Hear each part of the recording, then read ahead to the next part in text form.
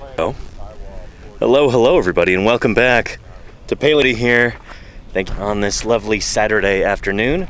It is August 1st, 2026, and I am out here in eastern Utah digging up dinosaurs with the Utah Geological Survey, subdivision of the Utah Department of Natural Resources. We're in the earliest Cretaceous Cedar Mountain Formation once again, as happened for the past 2 weeks and a bit. We've got 5 more days of digging here, including today. I'm glad you could be here. Welcome. If anyone's here for the very first time, let me introduce myself real quick. My name is Danny Anduza. I'm a dinosaur paleontologist. I'm here on Twitch trying to do some good old-fashioned science outreach. So, as a paleontologist, I study fossils. Fossils are the preserved remains of ancient living things, kind of recording the history of life on Earth. As a dinosaur paleontologist, I specialize in dinosaurs for the most part. That's what we're excavating here. But I want you to know that paleontology is the study of fossils in general. Everything from fossil bacteria to fossil Bactrian camels. I don't know. Something that starts with B. From bacteria to bats. From fossil frogs to fossil ferns and everything in between. Plants, animals, fungi, protists, archaea. If there's a living thing that left record of its existence in the rocks, that is something that a paleontologist might study. This is not to be confused with archaeology. A lot of people make that mistake. Archaeology is the study of human artifacts and human civilizations and settlements and, people stuff. Archaeologists tend to excavate in soil, because all this stuff is really, really recent in the grand scheme of things. Paleontologists work in rocks that are up to, from as recent as just maybe 10 or 12,000 years ago up until 4 billion years ago. It's a much wider span of time, the purview of the paleo. The rocks that we're digging in here, like I said, are from the earliest Cretaceous period, about 142 million years old. And that's why this stuff is so important. It represents kind of a new fauna right after a bunch of things go extinct at the end of the Jurassic, at the dawn of the Cretaceous. It's a new world, A bunch of the old dinosaurs are gone, and a bunch of new things are moving into the landscape. And we see that here with these iguanodonts that we're excavating. We've got a new species here, possibly. And we're trying to get as many bones out of the ground as we can before we have to pack up next week. Yeah, next week. Today's Saturday. So yeah, welcome. Let me know if you got any questions. And IR somebody says, I'm not far from the Burgess Shell. Oh, very nice. Up in British Columbia? Cool. And that's really neat, Alexander. I've not seen that yet. Unless it's the one with Allosaurus attacking a sauropod. I did see something pop up on Blue Sky, but I think that may have been from a different artist. I wasn't paying close attention. But anyway, it's so good to have everybody here. Welcome. If anyone has any questions, comments, thoughts, whatever, that's the beauty of a live broadcast like this. You can type it right there into the chat. I can read it and respond to it, and the whole point of these streams is for it to be interactive, more of a conversation than it is a lecture or something like that. And it's a live broadcast again, so you never know what's going to happen. Let's go into the quarry real quick, say hello to everybody. We've got a new person in the quarry today. I'll introduce you to him in a minute. But yeah, and it was about 110 in the shade last I checked. So yeah, that's Fahrenheit, not Celsius. About 43 degrees Celsius. So yeah, not a cold day. Certainly not. Should be hotter tomorrow. Yeah. And I'm definitely staying hydrated. Magic Kitty Pixie, thanks for your concern. I don't get excited. That's life. I don't get excited. Life is and there's my mom in the chat. She says, way too hot to be out there. We're used to it. I've been on here for 2 weeks at this point, and I don't know. You could tell me it was 110. You could tell me it was 90. It kind of all feels the same at this point. Luckily, we've got these shade tarps.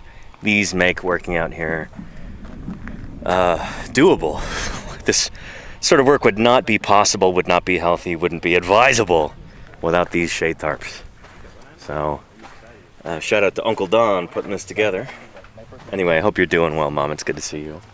Hope you're having a good weekend. Yeah. Anyway, let's go have a little spin through the quarry. There we go.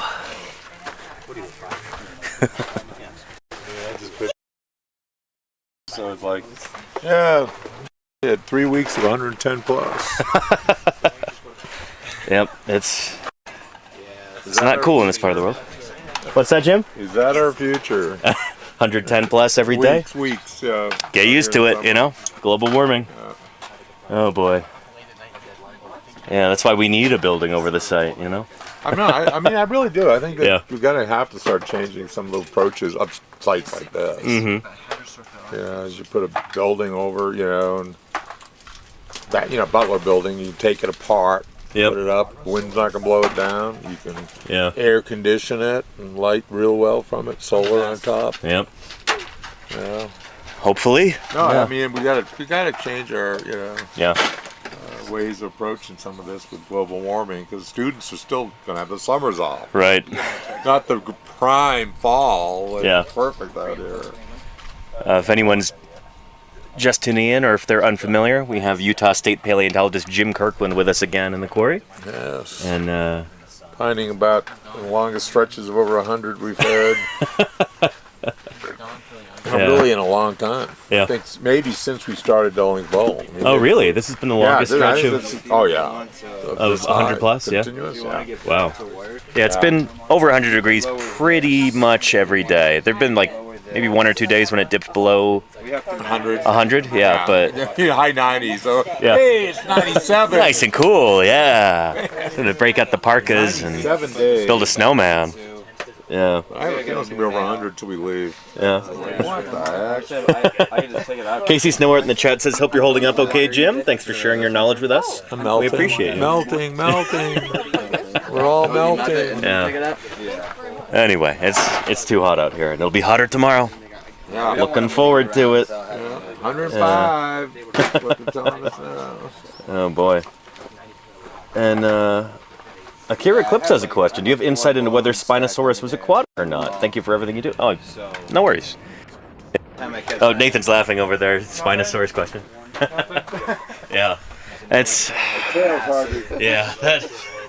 critter like that is, I don't know. There's a lot of controversy over Spinosaurus. I happen to work on those animals. That tail is definitely not a mistake. I wonder about that. Yeah. That tail is like, man. I'm not convinced they're sculling with their tails, but I don't know. We do have evidence from stable oxygen isotopes that Spinosaurus and a few other spinosaurids would have been at least semi-aquatic. I think maybe as much as like a modern hippo or something. I don't think they're probably swimming subaqueously like a crocodile. I don't think they're doing that under the water. There was a paper by Don Henderson, the researcher, not the paleo artist, Don Henderson, computer modeling the center of mass and buoyancy of Spinosaurus, and his conclusion was that this critter would have been extremely unstable, more so than other dinosaurs, if it's trying to swim around, in water deeper than that it can reach with its feet. So I don't know. I think they're probably wading around. They seem to have been spending time in the water, but I very much doubt that they're cruising around like a submarine or, paddling around like ducks everywhere or something like that. But anyway, I've got a paper I really need to get published about this in the near-ish future. I know I say that every year, but I'm actually going to do it soon, I think. Stay tuned for that. Yeah. But yeah. Alexander says, Spinosaurus is fully volant, hovering with massive gas bags. Yeah, that's what those elongate neural spines are for, huh? Yeah.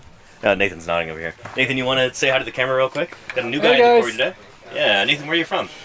I am from Well, I am a graduate student at Texas Tech University, currently finishing up my master's on Eosaurs, and going to be soon starting up my PhD on Ankylosaurs. Very nice. Yeah, moving from a Triassic armored group to a Jurassic and Cretaceous armored group. Yep. Yeah, nice. And Jeff Martz is your advisor, right? Yes. Yeah, cool. Yeah, we were hanging out with Jeff in St. George last spring. It was really cool to talk to him about Triassic stuff. Mm-hmm. And, yeah, so... Dr. Martz has done a lot for the Triassic. He's been doing a lot of trying to put together and stuff from everything from Western North America, everything from Texas all the way to Arizona. Right. And even spots from even Wyoming too. Yeah. He has done a lot. Good stuff. Yeah, it was really cool to kind of pick his brain about that. I love just how no-nonsense he is. It's like, no drama, no nonsense, let's just, we don't know about this, let's look into it. He doesn't speculate wildly. I like him a lot. Yep. Yeah, he's a good guy to be tackling some of this Triassic stuff. This is where I've been working today, and just before stream started, I had a bone start to come out right here, so we're going to be working on that. And I'm also going to be doing a little bit of, paperworky type stuff over here, writing up slips for some of these fossils, and yeah, we'll take care of that. We'll do some Q&A and all kinds of stuff. And... Casey says, with regard to you, Nathan, hey, Texas representing. Leave the heat back in Texas with you next time, huh? Yep, whenever I notice the temperature, it's like, oh, great, I'm going to be bringing the heat with me. There you go, yeah. Hey, I can just say, it's like, hey, it's just like Lubbock. Yeah, there you go. Feels like home, right? Yep. Yeah. Although, it might be more humid there, I would imagine. A little bit. A little bit? Okay. Last I checked, it was like 10% humidity here. Oh yeah, then it's a bit more humid in Lubbock, mainly because of the lake there. That makes sense, yeah. Well, cool. Let me let's work on some of this stuff real quick. But first, let me label this jacket, so I can get that put away. I won't have to worry about it. That's a high priority. There we go. Ugh, one of the ugliest jackets I've ever been part of making. Yeah, Stealthy Poet says it seems awful shallow for a dinosaur excavation. It's not actually. This is typical. Yeah. So when we find things, they're on the surface. It's not like we go dig a big, deep hole somewhere. The way that we find these fossils initially is by what we call prospecting. So you're just walking across the landscape, looking for bone eroding out on the surface. Here, I'll show you. And around here, rather than like coming out of a hillside or the side of a gully or something, the bone is literally just here on the surface, like in the, these little hillocks and stuff on the floor of this valley. So this almost looks like it could be bone, but nope. That is some silicified stuff. This is the sort of place where you will find bone. No.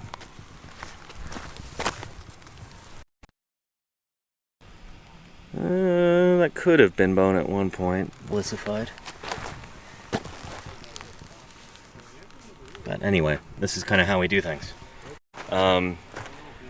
Jim found this site here back in 2006 or 7. And there was just a bunch of bone fragments on the surface. And then they dug in and we've got a bone bed here.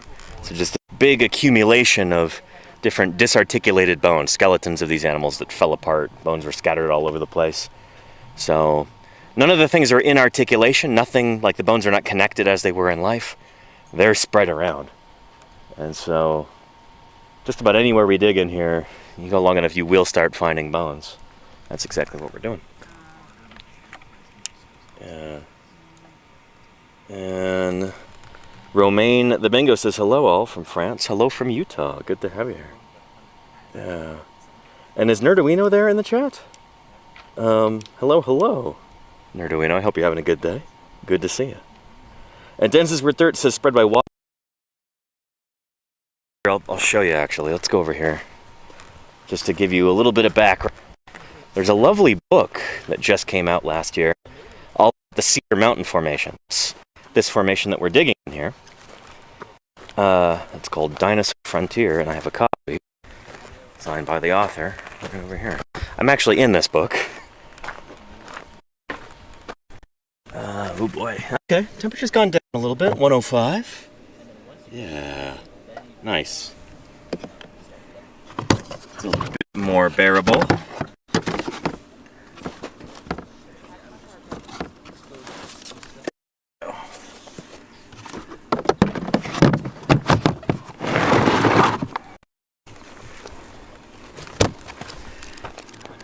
Where is that image? There's a lovely digital painting. There we go.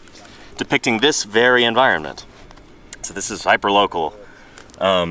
This big plant-eating dinosaur here, Mierosaurus with the long neck, that critter was dug up right over there. So literally like less than 30 meters away, like less than 100 feet away. Mierosaurus. Yurgavuchia, this little presumably feathered two-legged meat-eating dinosaur, similar to Velociraptor.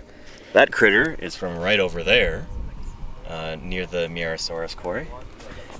And then there's our iguanodonts. This is the kind of dinosaur that we're excavating here in the quarry right now. More on them in a bit.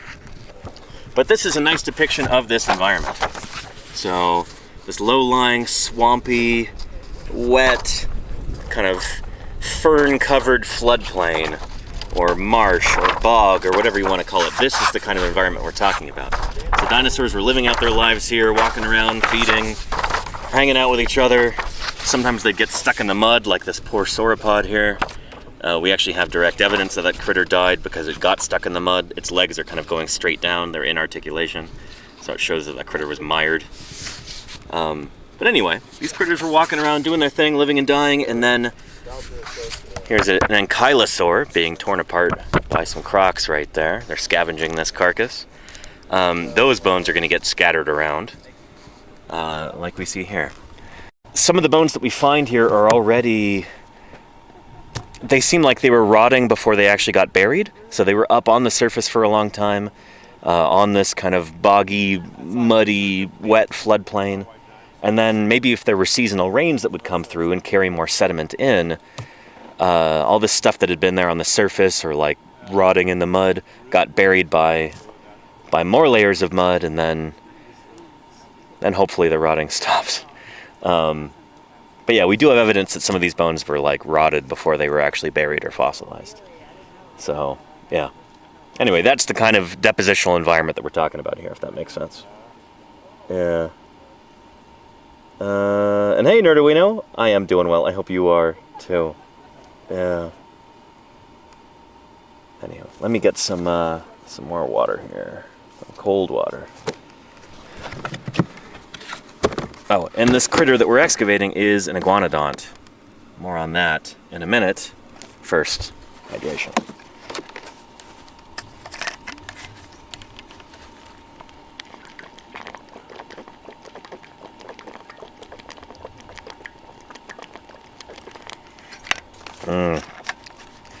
It's so nice having cold water out here. That is... Man, this kind of work makes you really appreciate things like ice cubes. What a modern marvel, you know, what a technological achievement. Being able to have ice out here in the desert. We have a little propane-powered fridge and freezer in our camp trailer. A little tiny thing. It's probably 30 years old at this point. But I'm able to make just a little bit of ice each night and put it in my water bottles, and it lasts me most of the day. It's so nice to have. Anyway, sort of thing that can kind of power you through the day so that you can excavate critters like this. This is a lovely model of iguanodon right here. This is the kind of critter that we are excavating here. So this is iguanodon from Europe, Iguanodon bernasartensis. Our dinosaur that we have here in the quarry is a new species, about 20 million years older than this guy. And probably not as big, and probably not as quote-unquote advanced. So this guy's already got those big, well-developed thumb spikes. Our critter almost certainly didn't have that.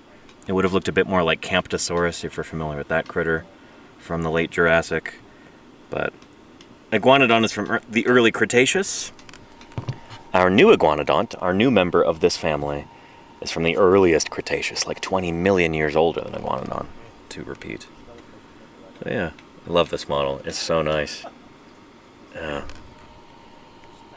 Anywho, yeah. And it is from PNSO, exactly, Clairbury, yeah. Yeah. And the entire skeleton is dense with dirt? No, like I said before, all the bones here are scattered around, and they're from multiple individuals. So we've got several of these critters, large and small, whose bones are preserved here. But, yeah. Karen Poole is leading the charge on describing this, and she's going to be publishing on it. Excuse me. I'll just leave this here for now. So she's an expert on iguanodonts and their phylogeny, so which ones are related to which other ones, figuring out their evolutionary relationships. She's leading the charge on publishing this, and she just presented on that. Was it last year or the year before? I forget if it was this past SVP meeting or if it was the one in Minneapolis in 2024. But anyway, yeah, we're excited. Brand new country. Represented iguanodontid dinosaurs in the world, because we've got more bones from this critter from multiple years of excavation than any other kind of iguanodont, save for iguanodont. So it's 20 individuals. more than we got an M&I of 20. At least. Yeah. 20 that I know about. Uh huh. Yeah, so Pretty good. Pretty good. They're Yeah. all skeletons, so they're pretty amazing. Yeah. Oh, you mean here at Bernassar? In Spain. Oh, in Spain. The Arundel. Oh, okay, yeah. There. Yeah. There's at least 20 of them. There's at least 6 Urapeltas. Nice. Okay. So ours might be third in terms Tons, of most individuals of Well, iguanodonts. potentially, I mean, we dig this for another 100 years, so. Oh, yeah. Blow them out. Whoa. Yeah. The longer we spend here, the more summers we have excavating these critters, the more elements we get, the better we can understand these animals and their place in their world. So yeah. And bits and bobs, exactly. Dances with dirt, yeah. What do we got over here?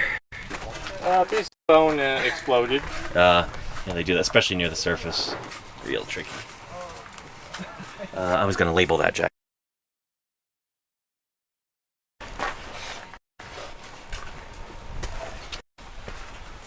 So, who is this? What was our number? Let's see here.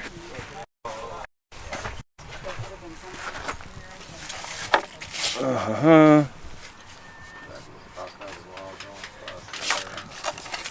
750.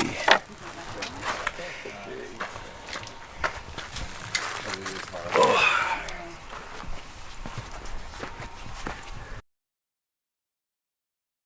Here. Work.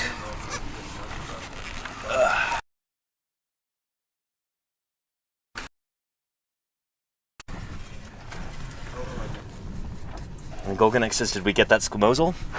It's still in the ground, but it's capped. So it should be protected for now, but Ethan's going to be working on excavating that.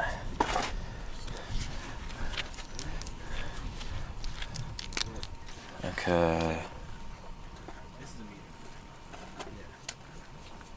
Oh, this is not quite dry yet.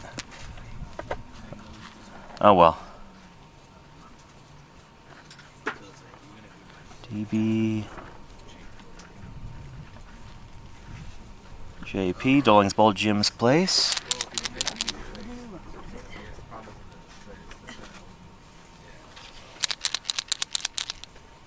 And it was. Can I get that glue?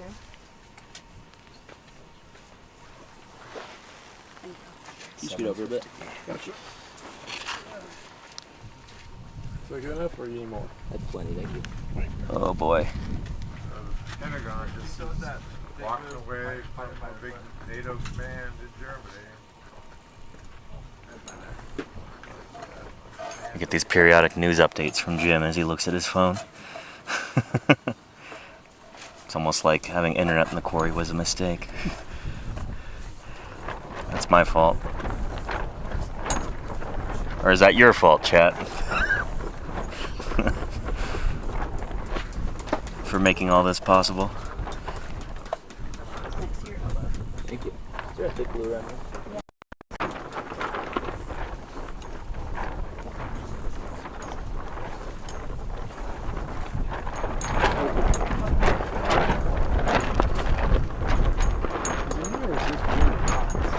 Oh yeah.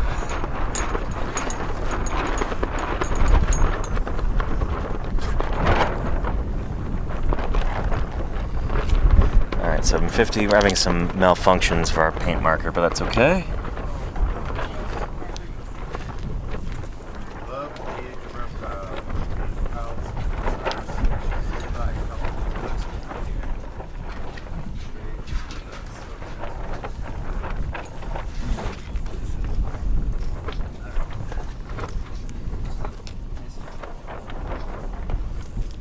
Caution. There we go.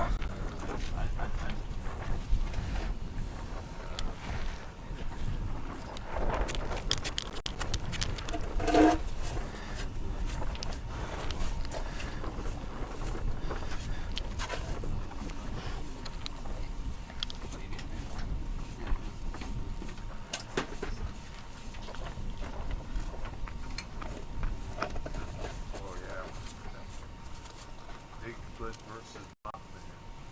That's gotta be good. That's awesome. What are we doing with Yeah. 2026. Is it because Bigfoot's not real? Currently, the young man. The Mothman is. Oh yeah.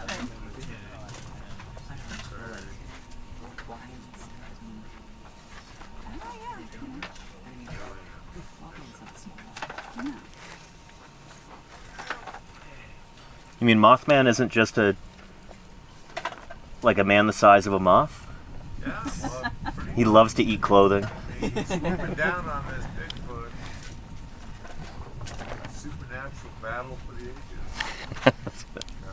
His greatest weakness is fire because he just runs straight into it. I don't know. I think my money's on Bigfoot. Audiobook title. It's a book, audiobook. Bigfoot versus Mothman. How long is that audiobook? Jim talking about. I don't know how long it is. $10.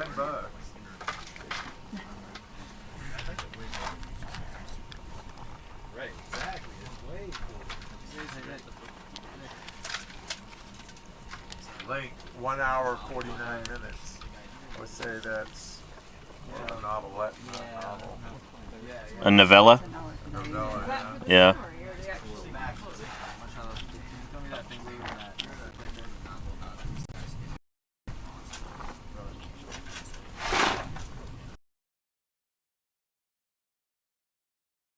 The whole series, Jurassic Dead trilogy.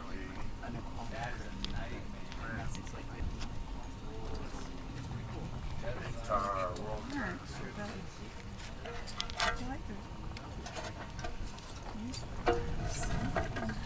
All right. Caution.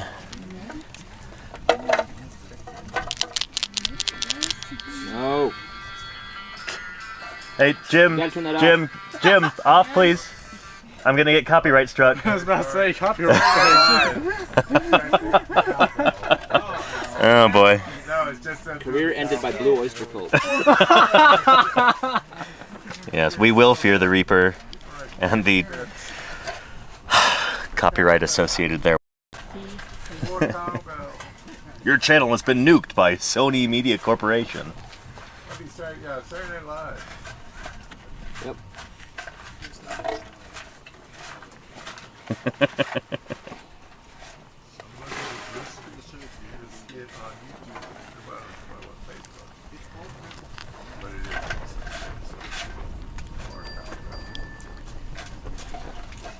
There's a slot machine over there.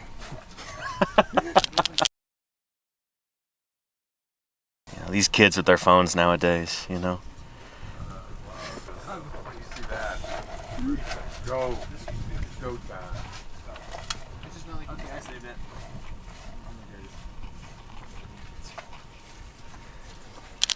And this thing was so great. I wish I brought like 10 of these.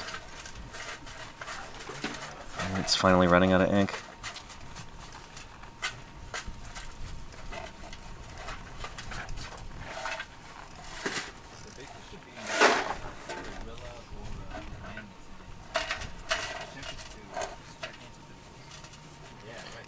I appreciate your patience, chat, while I do this, but I gotta do it. We will get back to Q&A in a minute.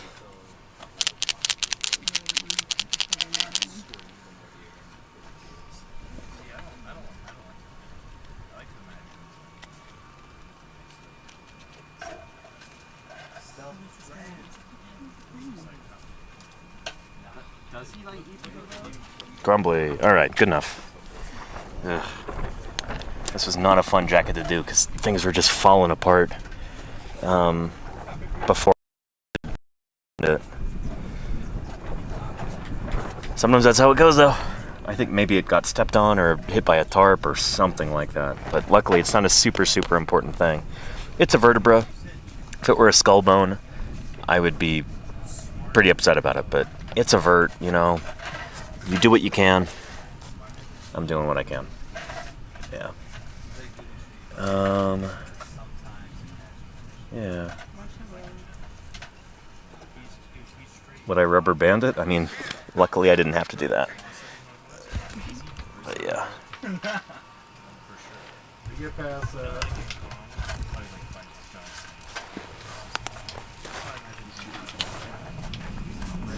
Will Farrell's birthday.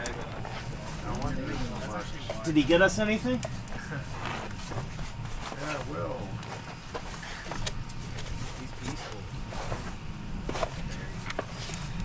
All right. So here it is in our specimen log here. Number 750, vertebral centrum. Let me draw that properly. Trying to remember what it looked like. I actually didn't see what it looked like. I imagine him essentially as like no way.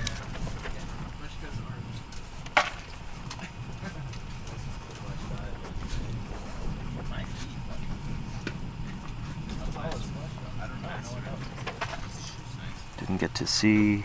Flesh God is between 5'4" and 6'1".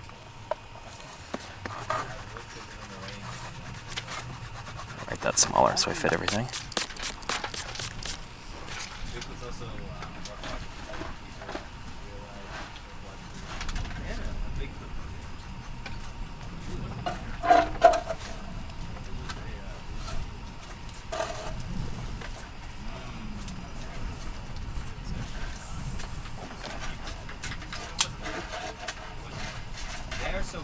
Already top jacketed.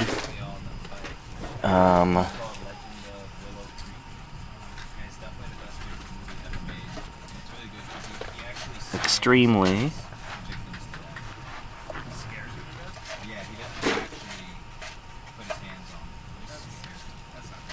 Extremely crumbly. How did they die? Well, they just look at him and die. They look at him and he approaches them and that makes a lot of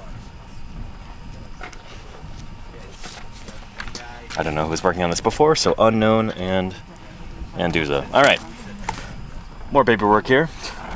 Thrilling stuff, you know. Let's get into that. It's super serious. No, he's not.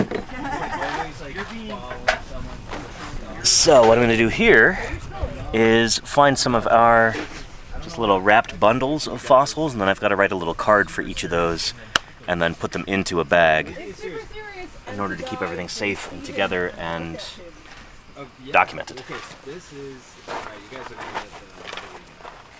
So for some little things that pop out easily without a gypsona jacket or a big plaster and burlap jacket, you can just wrap them up in toilet paper, aka loo roll if you're from Commonwealth country.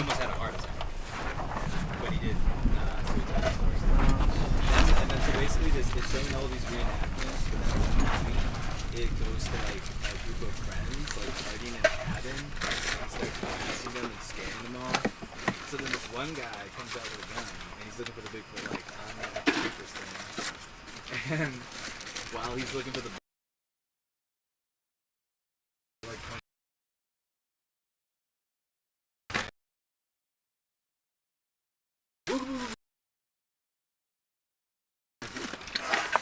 he like freezes and falls to a pit and a hut of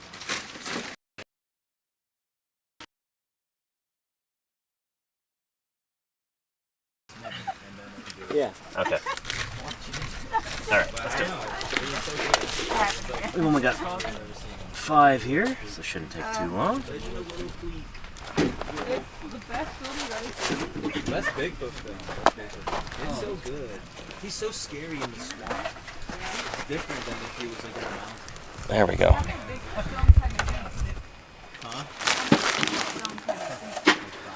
Annoyance is actually like seeing the paperwork, etc. get done. We have all the rest of the year for Q&A? I suppose that's true. So. What's that? If you look up royalty-free Mongolian music. Yeah, we could do that. If it's royalty free. Yeah, it's royalty free, yeah. I'm not against music on stream, just don't want to get copyright struck. So here's one that I did earlier. We've got a little caudal vertebra in here, and this is just wrapped up with toilet paper and some masking tape. So I'm going to do a little specimen card for each of these, and then put them all in the same bag together, but each one will have its own card. So here is our field data card here. So it's got important information on it. Just helps keep everything in order, you know, so you don't lose stuff. And welcome, Fedorasaur. Thank you for joining us. Thanks for the raid. Welcome to Paleontologizing. It's going, yeah. From our new species of iguanodont. Things are continuing. I think we've got 5 more digging days, including today. Time flies. Oh yeah.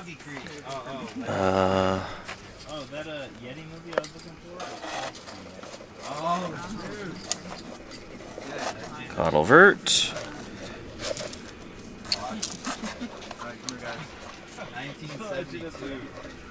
Dolings. Bull.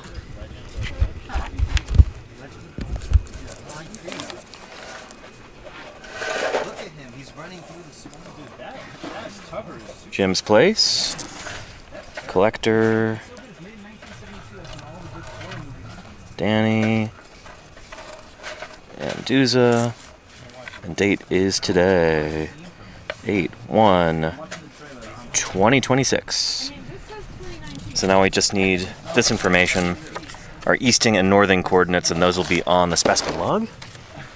Over here. There we are.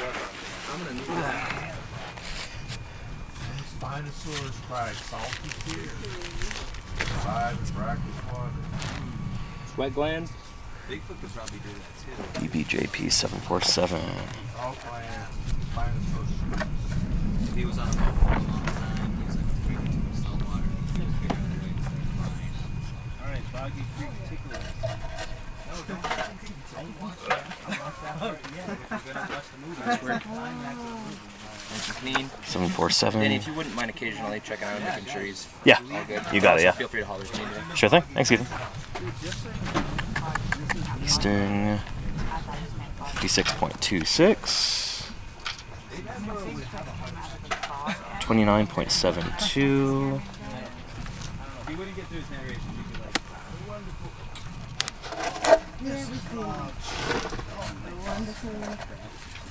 Alright, there's one. Portrait in here. Now that bag won't fly away, it's got something in it. 4 more.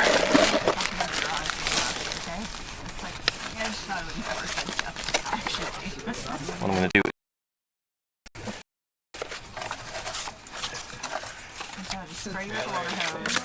just write out the same part I'm not even gonna be mad if you do that, really. But by the time I get home, I will have got at least. Possibly more. Or maybe just like make it very weird that two really, really long It is weird that it is rated G. So you can watch it. Is that for gangsters? I think G is for like literally every single person. General. Oh, okay. So General audio. So you have a U for universal. Okay. D, B, J, P. Whoever you are. yeah. And then you have PG. So it's the same kind of rating as Finding Nemo and Toy Story. This big Is it before they had PG-13? It was in 1972. Yeah, that's before PG-13 was a thing. Oh. Yeah. So Okay, so on paper, yeah. When kids were tougher. it's the same as watching Toy Story. Is the Bigfoot movie. I think it could be a lot more violent Someone and does get tickled to death yeah. in the movie. So. There you go. That sounds like the worst kind of death, you know? Marcello, what kind of movie? Do you know about this chat? How what was it? In the US, what is it? MPAA, motion picture? No, I forget. It's like this weird organization that gives films ratings based on like who it's appropriate for. And they didn't come up with PG-13 until I think Indiana Jones and the Temple of Doom might have been the first PG-13 film. They like created that rating just for this because they're like, well, we can't call it rated R, but it's also way too intense to be PG. Anyway, somebody in the chat's got this. There you go, Gimple. Yeah, the American Motion Picture Association of American Motion Pictures. Yeah. It's a little bit more aggressive. Yeah. That's a mouthful. Yeah. advocacy. Better get our big science straight. There are multiple subspecies living within the United States. I guess they can all agree.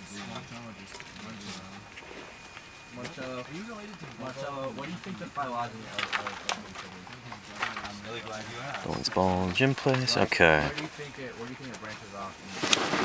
Or I think it's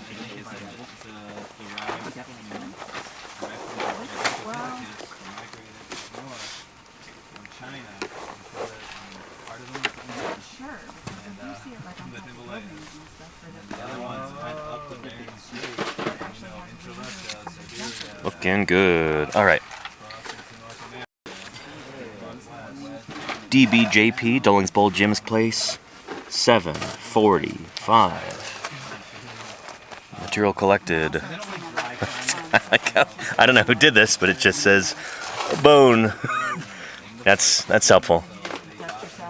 What is that shape? It's like a bottle opener? What would you call that? I don't know. Is that supposed to be the neural canal? Yeah, maybe? I'm not sure. I'm not trying to, get on anybody's case. I just think it's kind of mysterious, Somebody's going to open this up in the lab and have a nice surprise. Like, what's inside, Thank goodness I'm not that person. Yeah. Bone.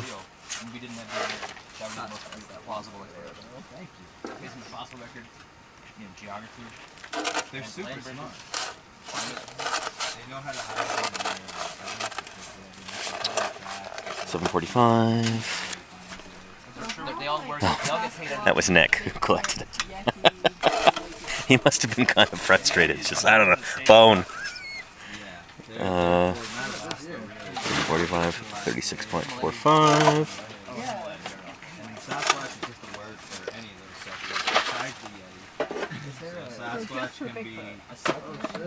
Oh, that's northern. What am I doing? Anything in North America, Bigfoot and Sasquatch are the same thing. So any of the Bigfoot can be a Sasquatch. A North American Bigfoot. Different names. Mountain lion, cougar, Wait, I thought Bigfoot was like Sony Pictures, and then Sasquatch was Paramount. Maybe. It's a licensing thing, right? So when did Yeti and Bigfoot diverge? I mean, sometime That's weird. early in the morning. They haven't really been coming in, so I'm pretty sure they can Okay. Any idea what? That's also from today. fox species in China. developed in China. Yeah. You know, like a the Gigantopithecus was still more in the jungle, and then the ones that like started running around. 722. That's been here a while. Theropod tooth. Whoa, that's exciting. Yeah, Gigantopithecus didn't quite have that. Gigantopithecus was sitting in the ranch. Doing pull-ups, there's no push-ups. Crazy. He was doing crunches, you know.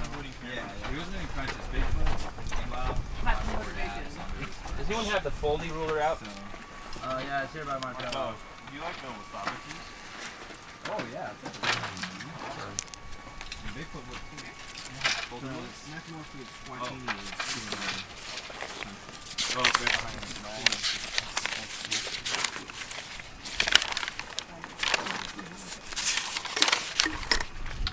722.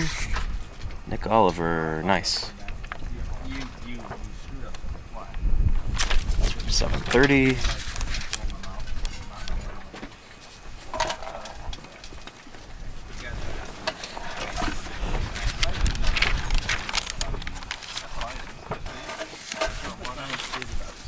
Yeah, that's why you've never been attacked by it, because they're repelled. 35.73. You're scared of the around your house. Do you need either of these, Danny? No. Thank you, though. When you're done with that, would you mind bringing that to where at my end of the court? You bet. Yeah. Thank you. You're actually wrong about that.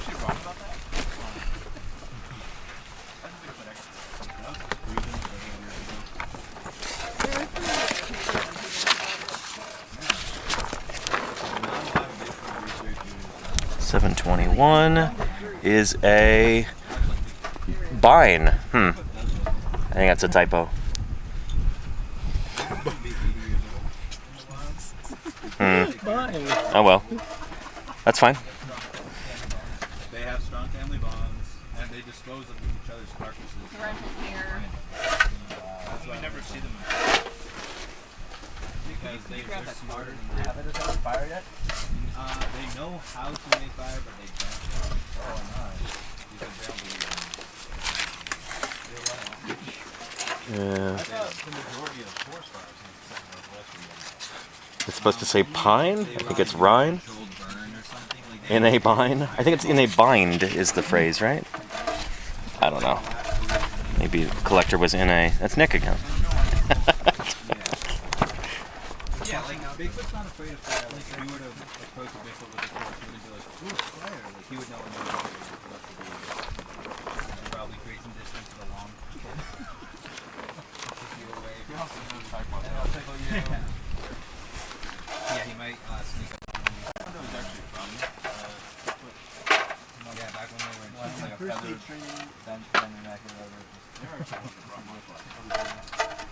Bigfoot might just pick you up and throw you away with the torch.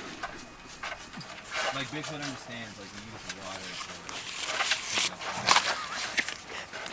to I don't know if you can hear what Marcello is saying right now, but it's pretty amusing. All right, and we have a Gastralia. Ooh, that's exciting. I think Bigfoot's hands DGBP 723. because he's also got big hands. He's always known as Bigfoot. He does. People half the time. Yeah, he can run on it. Can he ride a skateboard? Can he ride a skateboard? Can Yeah, Bigfoot ride a I think skateboard? A couple of them probably could if they can fit on it. Yeah. Like a young Bigfoot. if Maybe he a was longboard? observing kids on a skateboard, he could mimic that behavior Yeah. and blend into society for a little bit. Gotcha. They'd be like, oh, that was just some wicked hairy kid. It'd be cool to see Bigfoot in the X Games. Bigfoot can do most things a human. Yeah, they don't shave. Do they have like society or whatever? They don't have a society, but they do live in groups. They're nomadic. They don't stay in one area. If they're not mad, why are they spending like working in like Washington? I'm not from the US. Oh, yeah. Yeah, you get it. All right, number 723.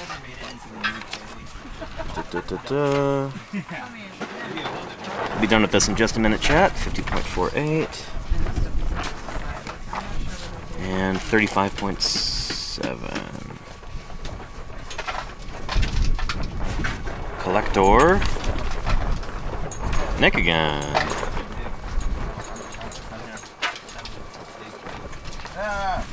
And date is 7/30/2026. Beautiful. All right, done with that. How thrilling. So now we've got specimen cards, and we've got these little buttons here. Now we won't lose these. All good.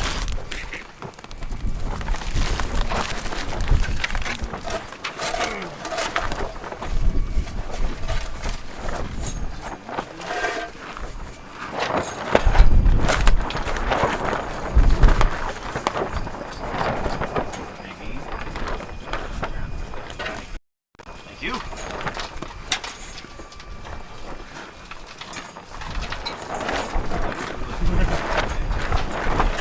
All right.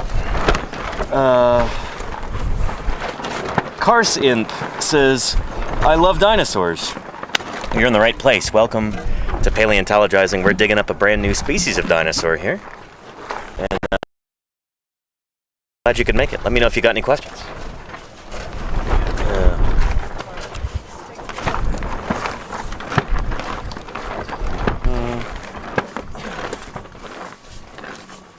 The data give the bones context. Exactly, Techbird, and that's what it's all about. Seriously, fossils without data might as well just be doorstops or paperweights. They're scientifically worthless. Yep. It's the provenance, the context, like all of this is what makes them scientifically valuable, what allows us to do science on them. So even though, like, writing down data in the field doesn't look super exciting, it is really important. So that's why I just spent 20 minutes or whatever doing it. Yeah. Oh, and Claire, that's a great question. Iguanodontid versus iguanodont versus iguanodontian. Let's go talk about. I'll show a phylogeny. Have you seen Jeff Martz's illustrations in the Dinosaur Frontier book? Yeah. Okay. Let's go do that, chat. I'll get some water and then I'll come over here and start working on that bone. How you doing over here, Nathan? Well, cleaning up and such. Nice. After whenever I'm ready to start digging up again. Yeah. Glue there is drying. Yeah. I'm not sure what we're going to do with the exploded bone. I think we might just have to put that in a plastic bag or something. Yeah, often that's how it goes with those.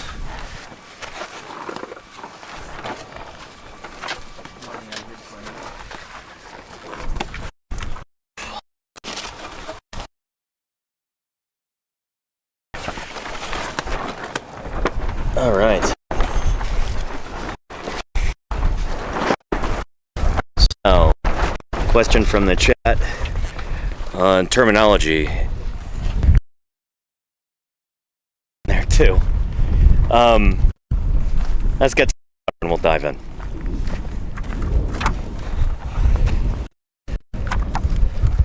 Where's my little station over here by the solar battery?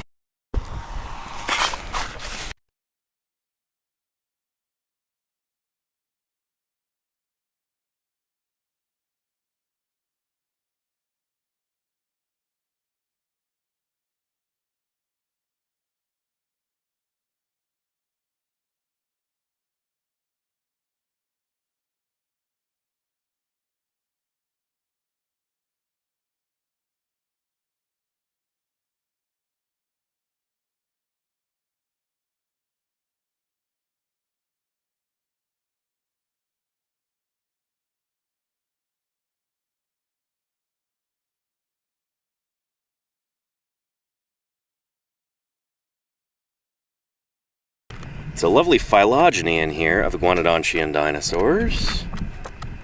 Ornith.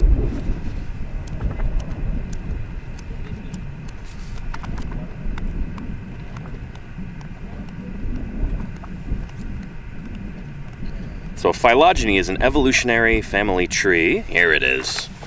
Beautiful. Lovely work by Dr. Jeff Martz. Superb stuff. So the kind of dinosaur that we're excavating here is an iguanodont, and an iguanodontian, and an iguanodontid. So, yeah. Ornithopod dinosaurs, the name means bird foot. They have three-toed feet, like a bird. Or at least they've got three main toes go in the front. So that's ornithopods. Iguanodontia is one of the major groups of ornithopod. You've got all these other guys over here, non-iguanodontian ornithopods, and then you have the iguanodontia. Iguanodontia includes the iguanodontids, members of the iguanodontid family. Anytime you hear id or idae at the end of a group of organisms,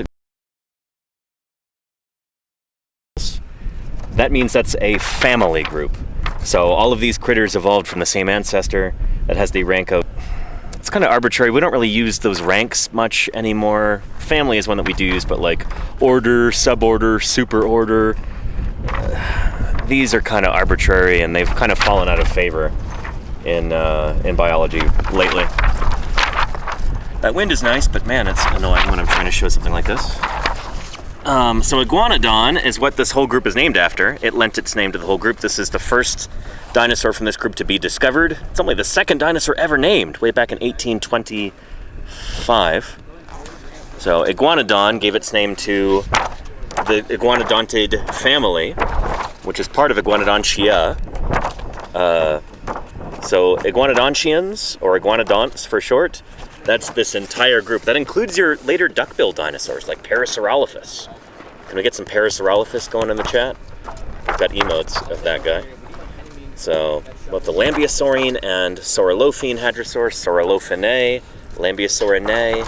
Anytime there's a nae at the end, that is like a subfamily. So, smaller than a family.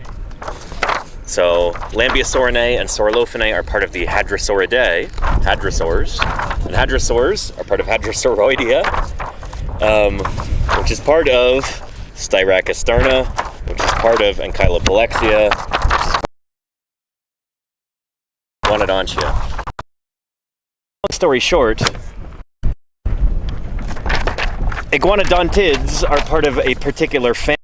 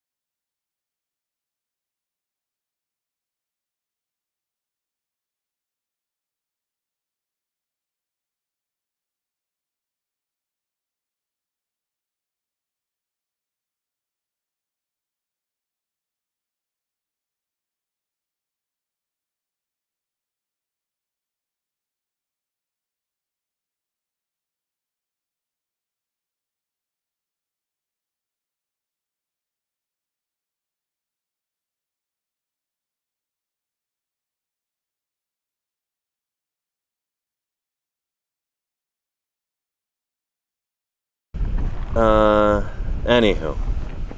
And Cozy Kestrel, I'm glad you like that pig.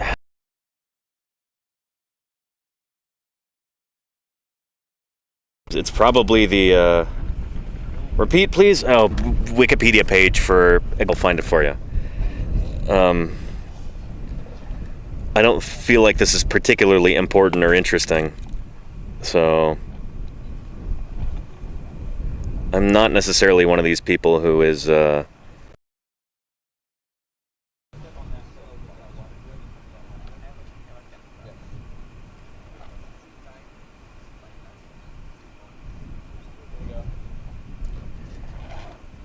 but well, let's look up Iguanodon today. There we go.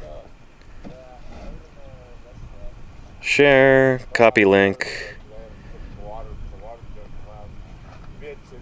Oh, Claire, you already got it. Thank you. Well, there's 2 links now. Yeah. And chemical. Oh, sorry. Chat's moving too fast. Shomax Strikes Back says, Danny, you seem pretty nonchalant about finding a new type of iguanodon. Well, it's not a type of iguanodon. Iguanodon is a particular genus of dinosaur. Our critter is about 20 million years older than iguanodon. It's a member of the same family. It's an iguanodont.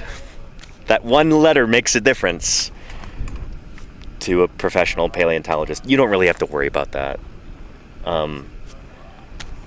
Anyhow, I didn't find this critter either. I've been digging up this animal at this site here for the past 2 weeks. And then at that little site over there called Ethan's Wash, I've been working there for the past 4 years. This animal, bits and pieces of this animal have been excavated from both of these sites. And when I say this animal, I mean a bunch of different individuals. Everything from babies to adults, little tiny bones to huge adult bones, all from this new kind of dinosaur. These have been excavated since 2006, I think. So it's like 20 years we've been finding pieces of this critter and collecting whatever we can to piece the animal together, figure out what it was like, and hopefully in the next few years it'll finally be published and we'll be able to, announce it to the world. So you got to plug in here? No, Jim has a robber fly on him. Oh, that's cool. It's just on his pant, like it's still there. That's awesome, Jameson. Neat. I probably have that one already. I think it's like a giant robber fly or something. Definitely giant. Yeah, nice. That's really funny. Yeah. Jim is such a good habitat, It's still there. Excellent. Jim provides, and we're all lucky to have him here. Yeah. Techbird says, gotta go to an iguanodontist to get her There you go. Yeah. And Pumpkin the Cat, know if it's related to iguanodon or not yet, right? And we know that it is. We know it's a member of this family. The bones make it very clear that it's a member of the iguanodontid family. So it's a relative of iguanodon. But we know it's something new based on a few different things. One of them is the age of these rocks here. So this quarry, all these bones are buried about 142 million years ago. We've got different lines of evidence that show that. That's like 20 million years older than iguanodon, right? Let me look this up and get the date. Iguanodon might be 125.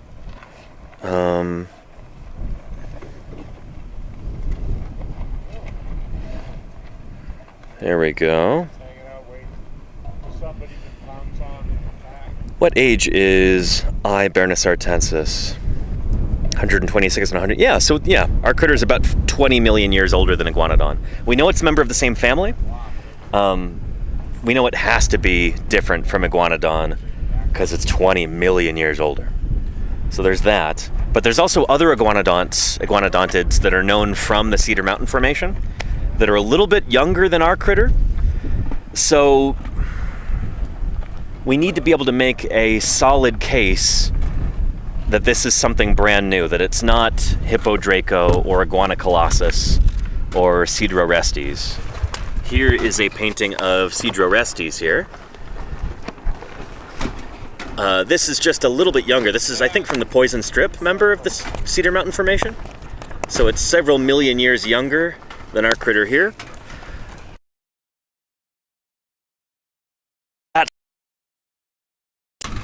Be careful to differentiate this family. But we've got to be able to demonstrate that our critter is unique. It is different. That's why we need as many bones as possible. That's we've got to be able to find those subtle differences. Lucky for us, it seems some of the differences are not so subtle. Like, we've got a good case that this critter is something brand new. Blink. There we go. There's the chat. Yeah. And Gimplex says, how much material is in the other critter? You mean Cedrorestes or Planocoxa or Iguanocolossus? not a whole lot of material. Iguana probably has the best out of all those. Yeah, that's why we were really excited to find a squamosal bone yesterday. Ethan found that while digging, and that is extremely important because when you're trying to compare our new critter to previously named dinosaurs, you kind of need to have overlapping material. So if we only have a few bones from this other critter, Iguana colossus, you need to be able to find some of those same bones here so you can compare apples to apples. So like one of the best bones for Iguana colossus is the squamosal. That's one of the bones from the back of the skull. Like back here. Or I guess it'd be like back here. We finally have that from this critter as of yesterday, and we're super pumped about that. I'm super pumped about that. So it'll help us build our case that this is a new kind of animal. I hope Karen is really excited about that because she's leading this project. Yeah. Anywho, what's the best find for this new animal so far? Definitely the squamosal, I think, Darius Majewski. And what is still on the wish list? So right after finding the squamosal, Ethan's like, well, I hope we find a nasal. Which is a bone near the nose, as you would imagine.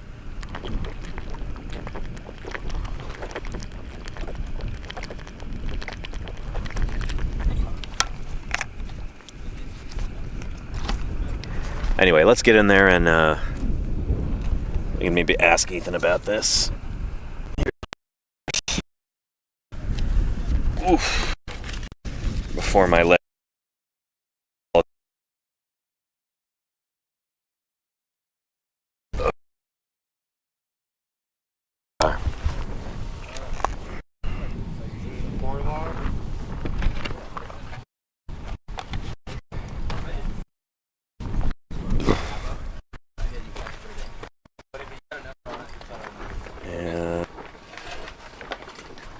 And Badman Dex, welcome to Paleontologizing. Good to have you back. And no eggs, reg shell fragments. Nope, Elise bid. Probably not the right kind of environment to find that in. This is really kind of wet stuff here. The mudstone back in the Cretaceous. This is the sort of thing that would like just dissolve eggshell. Now I would start to. So probably not going to find that here. With your thing, with your tool, very, very slowly.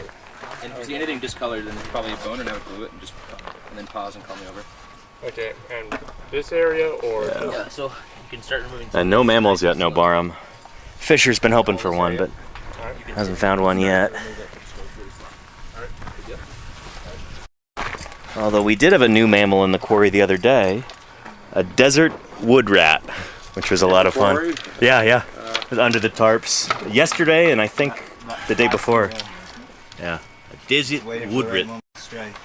So don't stash your lunch under the tarp. Exactly. Yeah.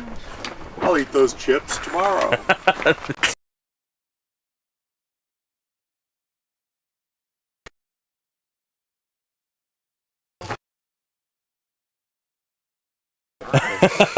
We tend to eat things.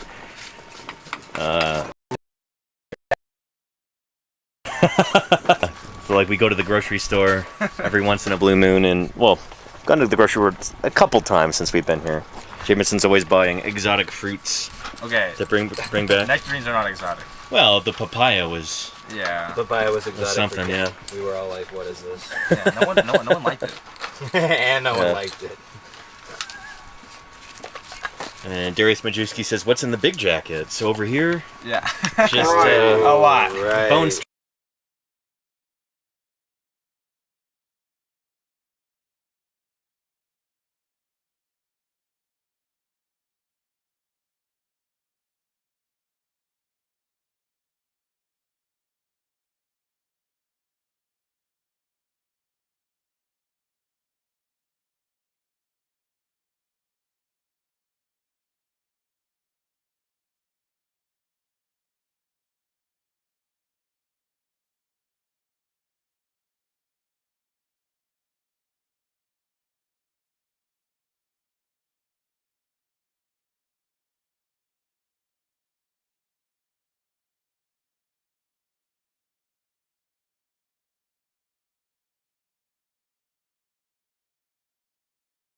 Hey, leave him alone.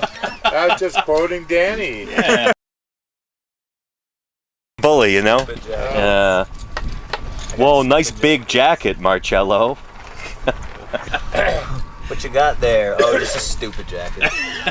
It's nothing. It could be a skull under there somewhere. Could be, yeah. It could be. Who knows? Stupid jacket might have a skull. Speaking of skulls, Ethan, could we talk to you for a minute about the squamosal? And people were wondering about that.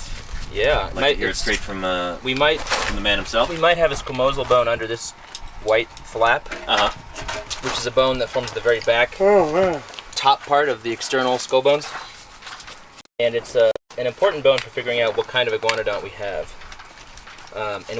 Jim and Don and us have been collecting here for like 20 years, and we've never found a squamosal from any of our iguanodonts somehow. Mm-hmm.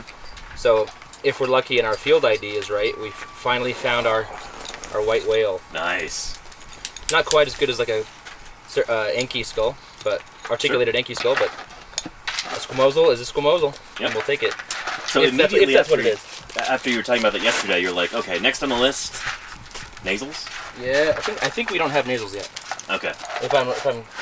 But we have most of the externally exposed skull bones. That's really exciting. Yeah. Shoot. It is cool. So many times nasals don't get, I think it's just rib scrap or something. Oh, boy. It's really Because sad. they're long, thin, yeah. How much I bet nasals are just like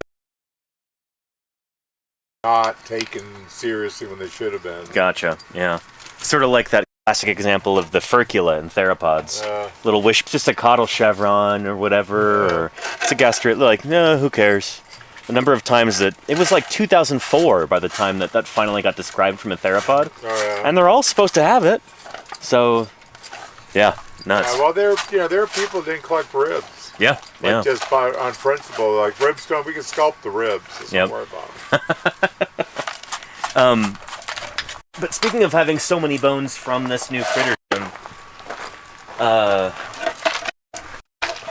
is this going to go to Gaston? Are we going to get hopefully like casts made of these? Someday, or somebody get it mounted? that replaced them. I mean, maybe I'll go to Gaston. I wish the Eolambia we'd get a mount from. Yeah. Because there's a lot of Eolambia, and it's for the most part the most common dinosaur. There's still no mount. Really? Yeah. Wild. You can get an.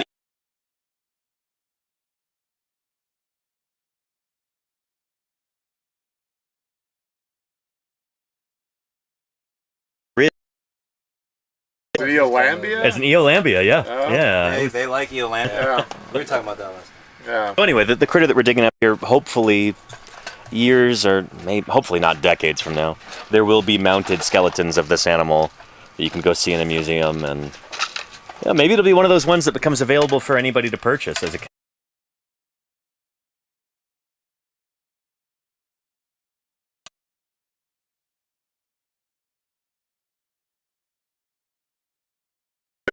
Right. Vicky, Pete said, "Oh, I know there's adults. We just, because they're just totally sick. It's like, if there's so many, you just don't even want to bother with them anymore." Right.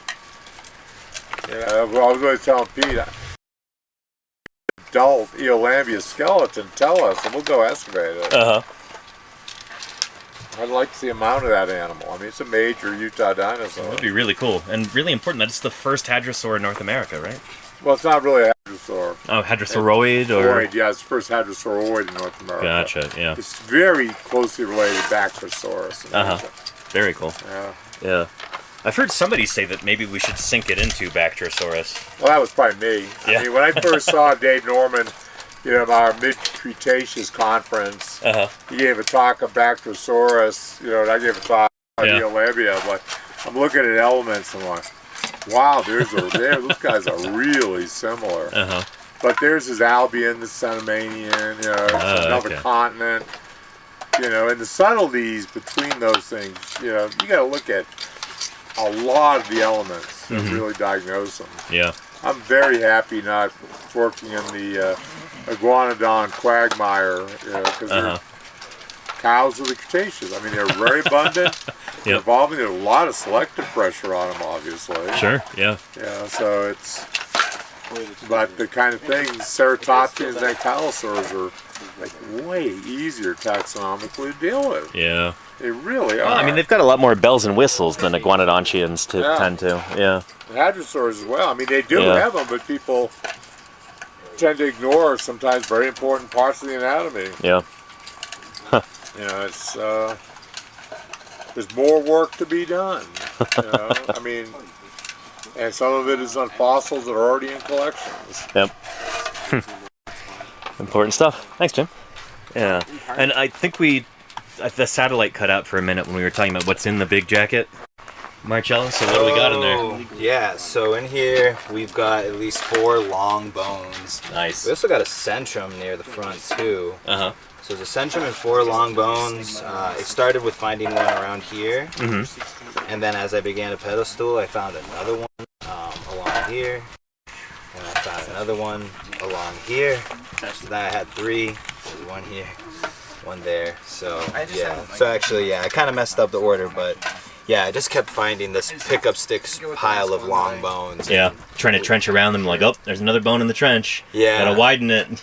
And then another and another, and now we've just got just a massive, big, beautiful blob. Yep, beautiful blob. So that'll be fun. Again, it's always nice to bring big jackets back to the lab. Like, you feel like you've really accomplished something. Right, well, little stuff is good too, you know? It's going to take hours of prep work. I mean, it'll be fun for the preparator. days. This is going to be a fun project for a preparator. They're going It to will, find a lot yeah. of cool bones in here. Oh, yeah. Yeah. Because this rock is easy to work on, hit the bones with glue, and you know, it's a little friable, but still. Yeah. So yeah, I'm excited about it. Good stuff. We're going to level this entire place and bring it down. Nice. So that we can start thinking about how we're going to do a flip. Yep. Yeah, the flip's going to be bad. It's going to be a No, crazy flip. don't say that. The flip's gonna be good. It's gonna be great. It's going to be a great flip. I mean, We just gotta dig a big moat around that, you know? sometimes you just got to with reality. That's going to be a bad flip. No, don't. Deja vu. No. You can't say bad. That's like a curse. You can't say that. It's not going to So be it'll be. You can't say. James, so You why can is say this what so might not be a discouraging? fun flip, but a bad flip. Do you know what that is? No. That's when you go to flip it over, and then everything spills out from underneath. That's a bad flip. That's No, not we gonna don't. happen, We don't James. want to. We don't do that. We're not gonna do that. It's not no. going to happen to my stupid It's not channel. gonna be a bad flip. No, We this would is. undercut it. do that. What was that, Fisher? Cannot do that. It's a callback to the other day. Yeah.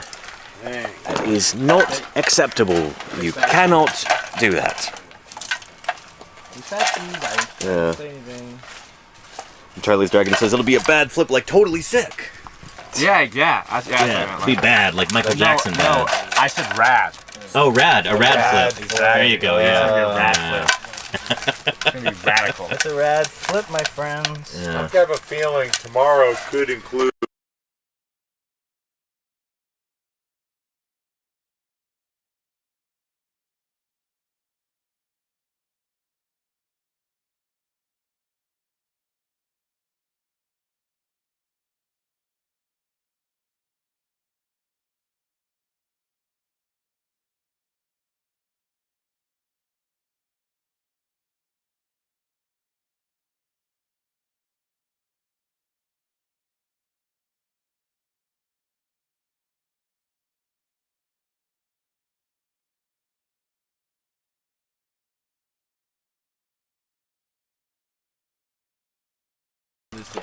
People are gonna have to wear space suits to go downtown. I know folks like metals are in there. Yeah. And they're still already blowing on the community.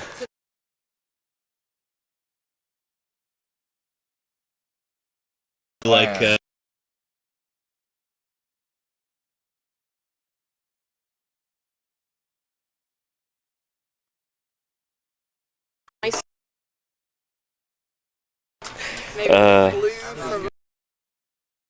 Reload. Himalayas will get really angry. Yeah.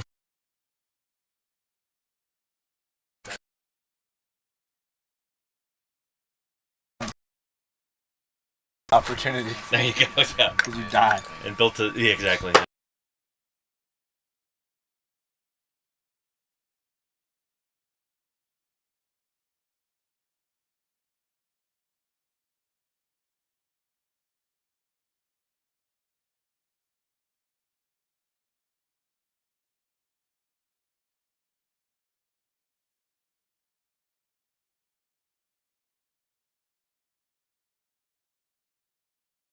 I mean, that's why this is the scrubland it is because Yep. North American drought.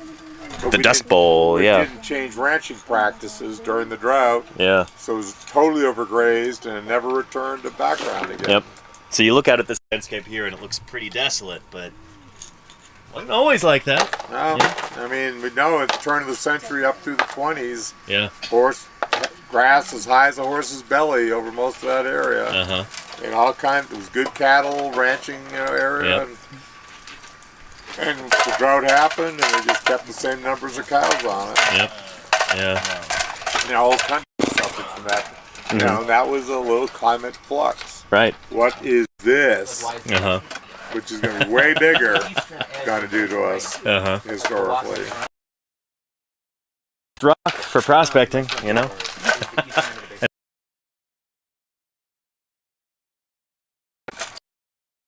Without students in the winter. Yep. Yep. Yeah. Anyhow, let's go get some water, speaking of drought. And then I'll go back to excavating that bone. On Nathan in a little bit. See if he's doing okay. Betting sites will follow another record tomorrow. 108. And then what does our other thermometer say? Let's check. Ooh, we have agreement. 108. Very nice. 42 Celsius. It's warm.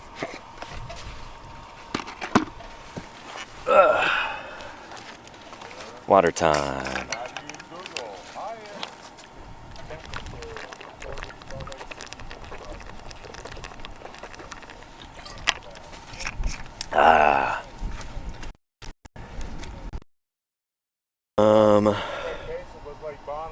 Humidity under 20? Humidity half that, Claire. 10%. Yeah, nice and dry. Again, I feel like it's more humid here than it was last year. I feel like last year it got down to like 3% humidity at one point. Extraordinarily dry. But yeah, 10 almost seems high for... We have had, I don't know, we've had some major rainstorms earlier this season, so there's still stuff evaporating up out of the ground. It's been drier in previous years. I don't know if we've got like a single good rainstorm all last season in 2025, mid-July through early August. This year it's kind of more normal in that regard. Like, we've got some monsoonal activity. We got some big rainstorms and stuff. Didn't have that last year, as I recall. How much chapstick have you used? Actually, none so far, Claire. I should put some on, though, come to think of it.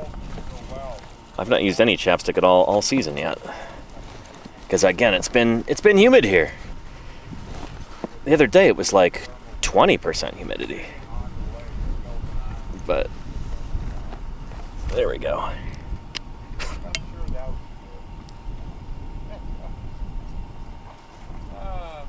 There we go. Lovely.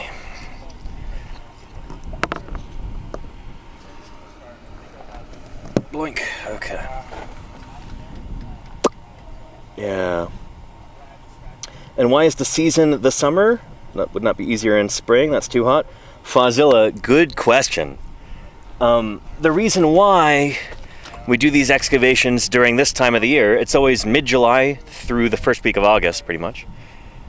We do this because that's when students are out of school.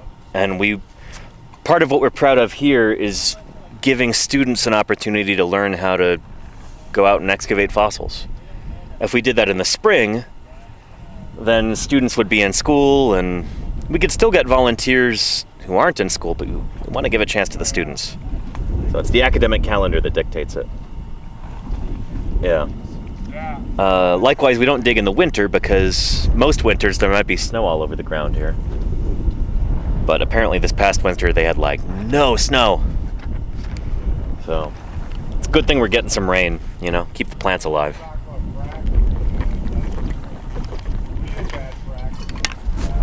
Ah. Yeah. And anyway, when I say season,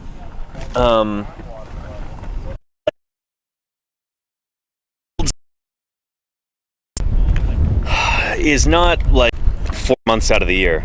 That's not... When I say season for field work, I mean like the time that we're out here in the field. So I've had 3 different field seasons so far this summer. For the first 2 weeks of June, I was up in Wyoming. And then latter 2 weeks of June, I went up to Montana for more field work. That's my second field season this summer. This is season number 3 for me. Spending 3 weeks out here in southeast Utah. So 3 different field seasons. I actually tallied this up this morning. Over the course of my career so far, including this current one, this current season, 21 seasons in the field.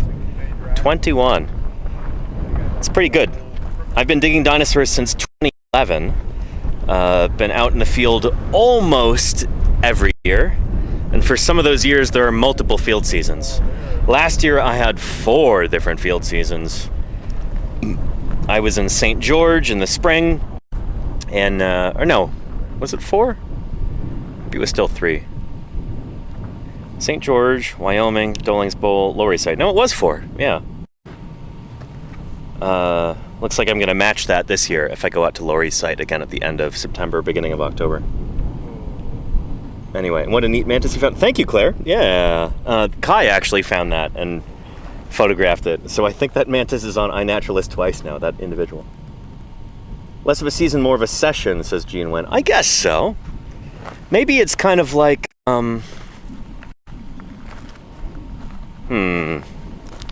It's like the difference between American and British TV, where in the US, a series is like an entire run of a show. It can be multiple years and everything.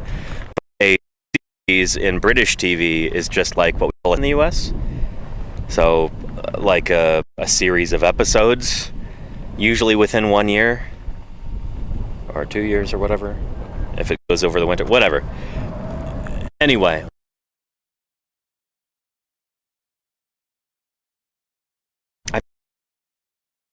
Before. That's interesting. I should think about different field seasons in the same year. Yeah. And which mantis is it? I forget. Claire, can you look up what kind of mantis that was? Yeah, thank you. It's like a something ground mantis. It was cool. Anyway, let's get back to work over here.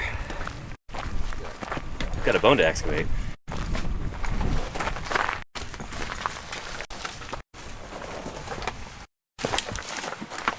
Nice. It's a pretty good haul so far. A decent number of jackets. Probably double this by the time we leave, at least. Got some still in the ground here, and then that right there is new.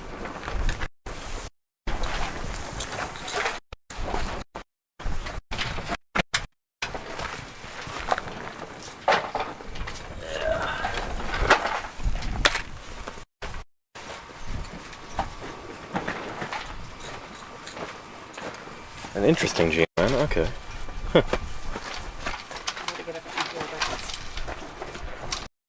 And Pumpkin the Cat says, random question, how does your public outreach mission affect your relationship with the rest of the team? Oh, they all hate me. Right, Kai? This double speak for Anyway, I try not to be too obnoxious, but so currently, I would probably be a little annoyed if somebody else were running around with a camera the whole time, but appreciate everyone's patience. is the high. It's not that bad. Recorded.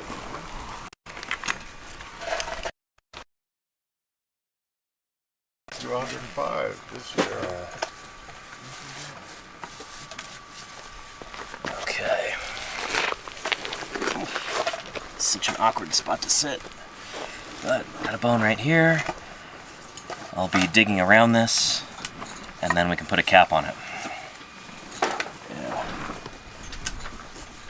And Squiggles, this isn't really where our dig money comes from at this site. In Wyoming, I've been able to, raise a lot of funds, but here Our funding comes from elsewhere. Funding. With what precious few funds we have. This has got a DIA. So the all high temperature was August 12th. I think you got a typo. What year was that, Jim? Supposedly this year. I mean, it's like, I think there's a typo. I think they might have meant July. Oh. You know, it's like... This isn't the AI summary, is it? Because those are always wrong. No, it's Fox 13. Which actually... Station. And it's actually owned by Disney and not Fox. August coming in. Hot, hot, hot.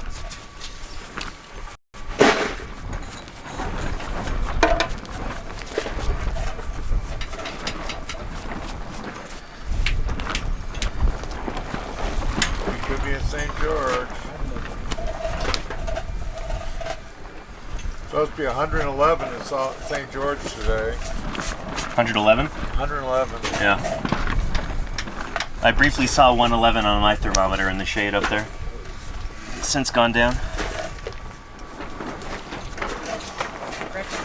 Tomorrow will be 100.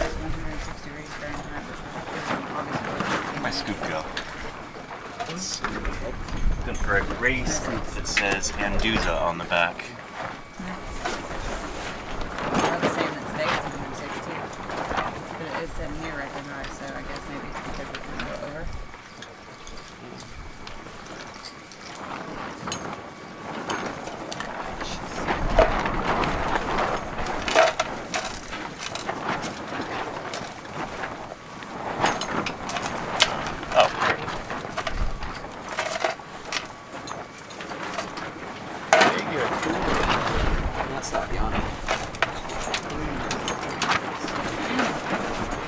How you doing, Nathan? Doing well. No, there are some of these that were just coming out in just big chunks. There you go, yeah. Yeah, so that's going to be... This area is still pretty eroded over here, so you'll just find these big chunks kind of in fill. So like this is just fill material. So Like, just so soft. out to it like that, so... You still got to dig through this just to remove it, but you're doing a good job. Oh, it's just fine, yeah, out in just big chunks. So. Yeah, yeah. So it'll just be like big pieces of rubble. Because this site was originally worked in like, what, 2007 through 2010, I think? And then they closed it up until this year. So we've just reopened it. So a lot of this stuff would have been like big chunks of rubble on the surface, and then, you know, you got erosion and then just all this fill packs it in again. That's what you're digging through right now. But you got to get through it, so good job. Well, at least it's not as bad as the state of the post-quarry. What's, oh yeah. Post-quarry being closed for, I believe, like now 30 years and hasn't been opened. Oh boy, that'll be fun.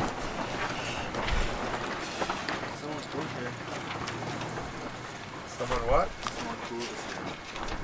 Uh-oh. We have a vehicle. Picture rolling, burning tumbleweed. Is my mom watching? Let's see. Is Emily there in the chat? Tumbleweed, burning She tumbleweed. said she wanted to. Yeah? If she was here, I missed her so far.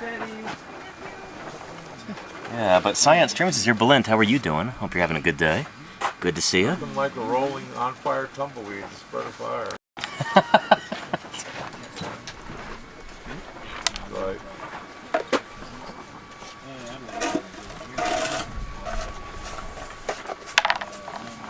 Oop. Yeah, it's his birthday.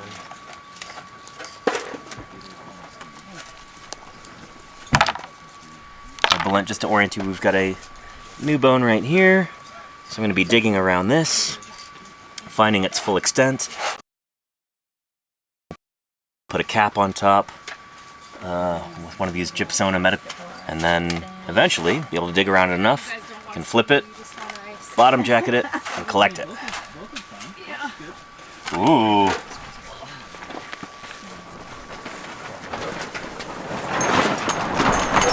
Wow. Thank you. Yeah, I've got the second one take ice on it, not put it in here. Oh, lovely. Wow, frozen fruit? shoots? So we got Holy cow. 27 popsicles, Oh my goodness. frozen strawberries and mangoes. And then we have 2 blocks of ice. Oh, nice. And then there's 12 Arizonas. So as soon as you guys get some of those out, I'll bring more ice from the cooler plus Coke. Holy cow. Thank you so much. Fantastic. That is very thoughtful. Drink some cold Arizona. Yeah. Yeah, do you want to keep this now? Yeah, let's pass it out.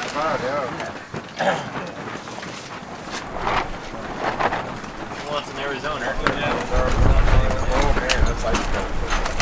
Barely hold it. Laura? No? I would like a popsicle though. Okay. Who's that? Hi, Hi. You want an Arizona? No thank you with Arizona, but I would take a popsicle though. Thank you. Oh, I like that. Yeah. Popsicles before they melt. Yeah. Oh, popsicle? Yeah. Yeah.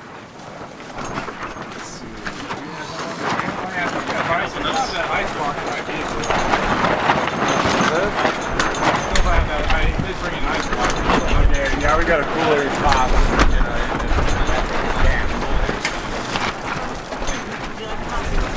Wow.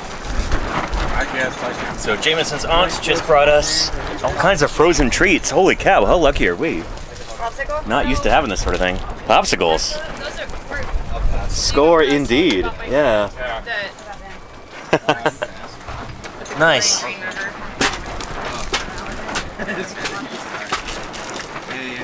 We're the luckiest crew in the Cedar Mountain right now. But yeah, that's fun. Where's it from again? The quarry in Green River. He's like, oh, I have dinosaur bones, but he's No, you're right. No, you're right. he lives in an imaginary world, so I don't take anything he says. Yeah, that's a bone in certainly Morrison gravel, I bet. I mean, I may be wrong, but I'm betting that's dinosaur bone and. I didn't realize. Oh, it is dinosaur I bone? bet it is, yeah. Okay. Conglomerate. Well, you can have it, JMO. It's yeah, and that too. Yeah, these are chunks of dinosaur bone. Okay. Certainly Morrison bone. Nothing you can do with it scientifically, but Yeah. I like to get this specialty things like casseroles and stuff when I make.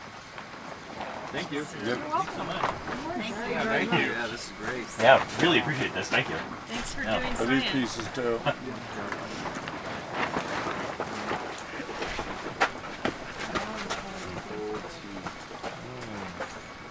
I'll do is I believe it's gonna be hotter tomorrow. what's that? It'll be hotter tomorrow. Hotter tomorrow? Yeah, You guys are crazy. it is. August, you can start cooling off with the monsoons. We are crazy, A little but bit delirious some days. yeah. I had a whole conversation about Bigfoot. That's on me. Green trees. Well, they already opened. I think they went through the whole thing. Oh, okay. Right there. Oh no, that's for me. So probably none of them. Okay. But Jane, will you help me really quick get some little drinks and stuff out of the other cooler? And then. Yeah.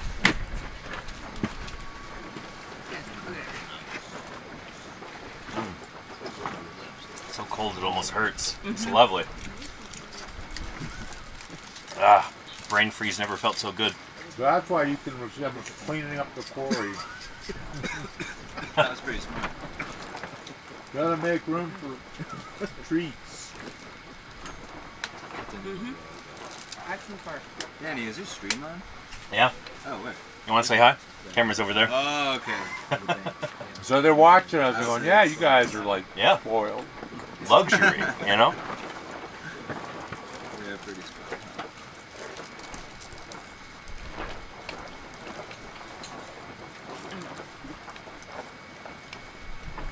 Do you save popsicle sticks, Jim? For like No, lab I- applications? No, Stirring and stuff? No? Oh, okay. I've worked with labs before where they're like, don't throw those away!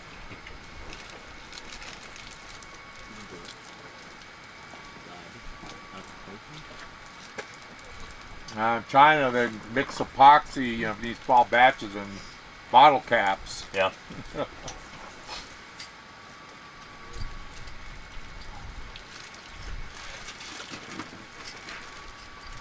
super.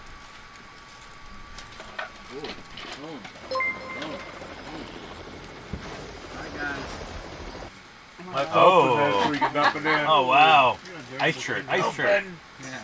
Can you open it? Can you open the... Yeah, open He's it. really enjoying last Friday night. Can you just ask 100 more times actually? Look at this. Oh, look at them toes. Whoa, nice! They're all gonna foam up real good. Oh yeah, these are gonna explode. Huh? How many push-ups do you want, please? Okay. Yeah, do you want one, Ethan? I'd kill for one. Oh, really?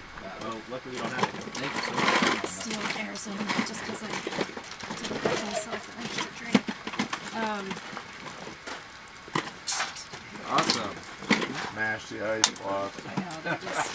I'll happily come fill up my water bottle. Lovely. That's a good... And welcome, Ursula Mojo, Paleontologizing. Thanks for rating in. Okay. So if I anybody, can be more attentive I have in a minute. More ice. Gotta If help with anybody this. wants to like put some ice in their water bottle really quick without using this ice, Yep. you can come to my I might go do that. other Yeah. cooler. Thank you. Absolutely, yes, please. Get my sun helmet so I don't bake my skull. Thank you again so much. Yes. Very generous of you. And they're thriving in this. Just thriving. Got a fan on my neck. Popsicle one end, ice cold. Green tea in the other. But I learned to taste it twice. My daughter's addicted to these things. We've gotten green tea where it's like chunks. It's totally spoiled. Unbelievable. Yeah, it's like twice I've had that. So I'm always like, okay, let me see if it's a good batch.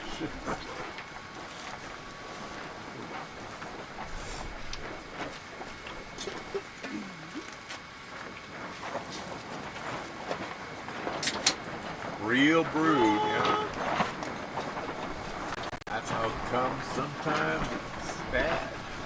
How does it feel, Ethan? That's your first Coke? That's your first Coke sale in like an hour. Oh. Yeah, an hour. I feel like I'm 27 again. When do you get to 28? I'm 27. We're gonna have a lot of stuff to recycle. Oh, that's the cans. Yeah. Can of wine. So how long do y'all stay out here? In the 40. We're closing her down on the 6th. Driving out on the 7th. Oh, I mean, it's like until like we have to like head back to camp. Oh, we got 5 or so. It's Yeah, like about 9 7, PM. 6:30. Until sundown. Yeah, 6 to 9 p.m. All right. But remember, we realize people are volunteers. They voluntarily stay till 9 every single day, no matter what. Yeah. Until our arms fall off. They really give a shit. We were definitely out here yesterday at 6:30. I keep forgetting. We were excited about a few miles from here, not very far. It faced west into the sun on a slope. And we would work till dark on that slope, but we would sleep under the trucks from 1 to 5, eat some quick dinner, and then go back out to the quarry. Oh wow. So hot. This is another hot year. Our water jug. It's up there. It's up there. Okay. Excellent. Yeah.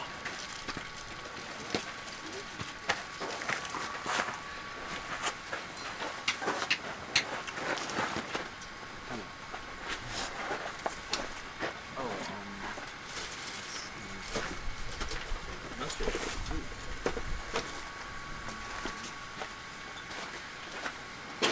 Yeah, I'm thinking next time we fill the water jugs, we definitely should put a little in, shake them up, and pour the scrut out. Yeah. Because that scrut's like, ugh. Kind of good.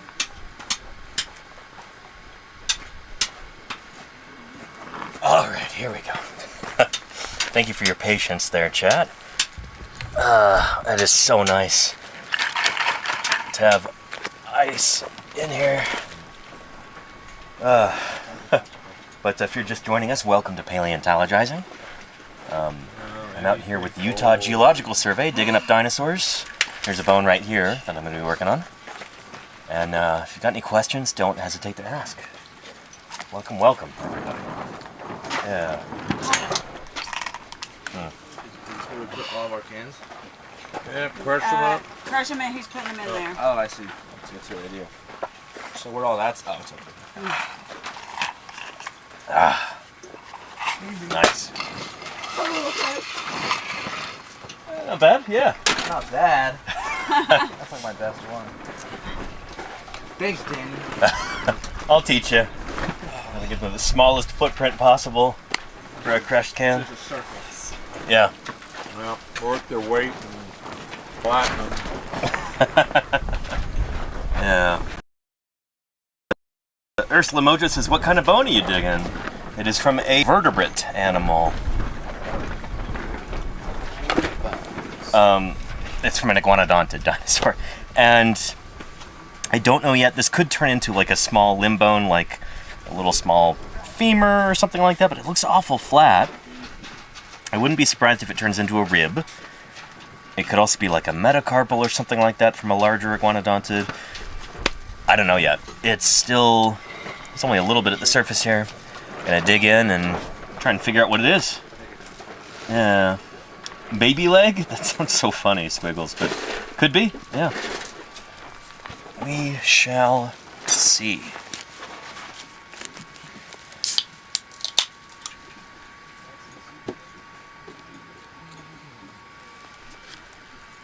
Oh man, that popsicle is fabulous.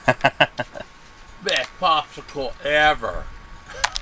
I'd say it's definitely in the top 5 for me, yeah.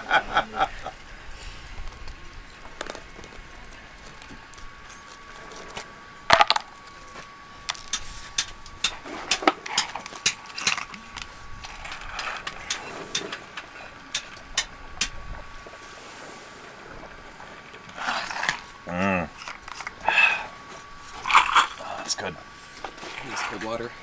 Yeah.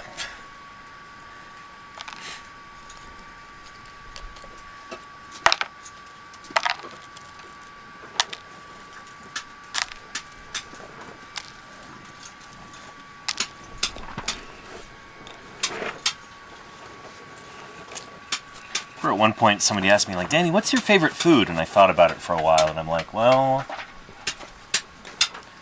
water? It's like when you're really, really thirsty, like, you know, maybe in gym class back in high school, Man. like run a mile, it's really hot. Run over to the drinking fountain and cool, clean water after you're extremely thirsty is like the best thing in the world. So I realize it's like a really pedestrian, dumb answer. It'd be like, oh, what's your favorite food? Water. But, you know, you can't beat that. It's so good. If you don't believe it, you haven't been thirsty enough. There you go, yeah. Or hot enough. And so technically not food. I mean, I guess so, Pumpkin the Cat, but it's something that you ingest and, I don't know. Many foods have water in them. Watermelon. So, yeah. How about that? Oh, people with ice water. Yeah. Aren't we lucky? Ice water. Chopper Dave says iguanodont is my favorite. We've got a new species of that same family of dinosaurs, the iguanodont today, right here in this quarry.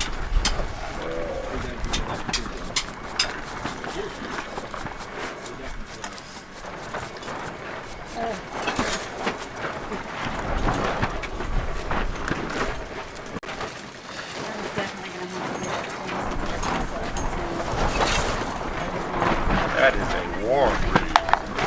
Man. I feel my cheek, it feels like it's like being cooked by the wind. Man. It's all gonna be taken down.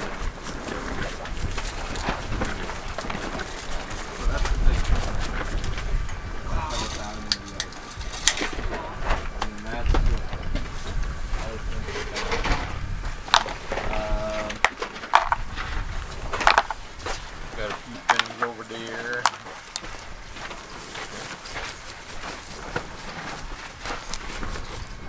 large chunks of bone.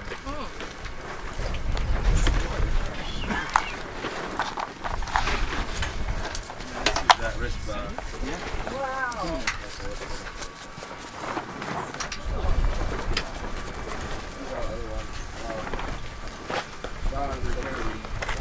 Yeah, like a giant.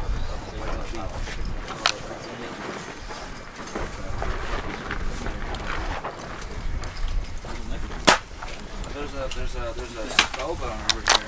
Wow. You can't see it. There's a white blob over here with a skull bone under it. One underneath, I swear.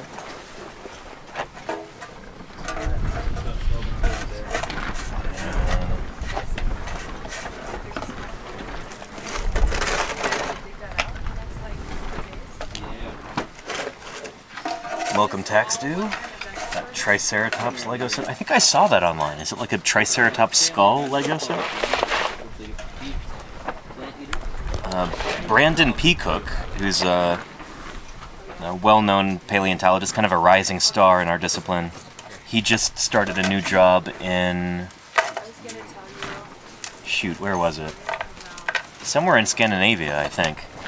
And as like a welcome present, they got him that Triceratops skull Lego set.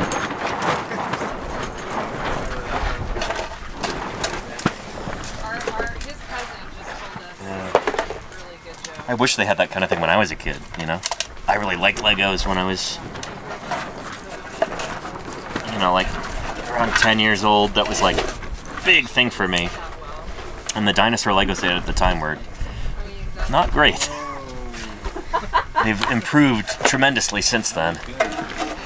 I'm glad kids have that sort of thing nowadays.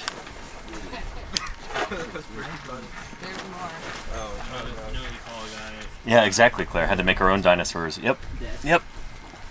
They did have a few like pre-made dinosaur figurines, but they were not great.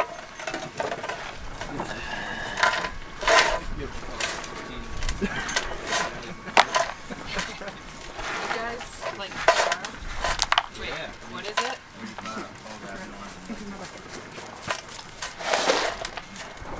Wait, what was your Full set and not the skull. Interesting tax too. Okay. Day of bait.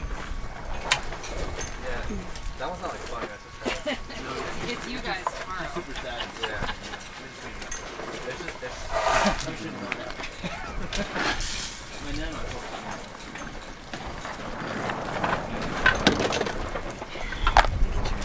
Thank you. He's all in blue, he's all in no arms and legs. So, here's your mustard. Thank you so much. You got us mustard too? Thank you. I Shoot. heard that a carrier pigeon came over. Dijon mustard. Lifesaver. Thank you. Dijon mustard too. Fancy. Regular yellow mustard. Yellow mustard. Real Americans too. Yeah.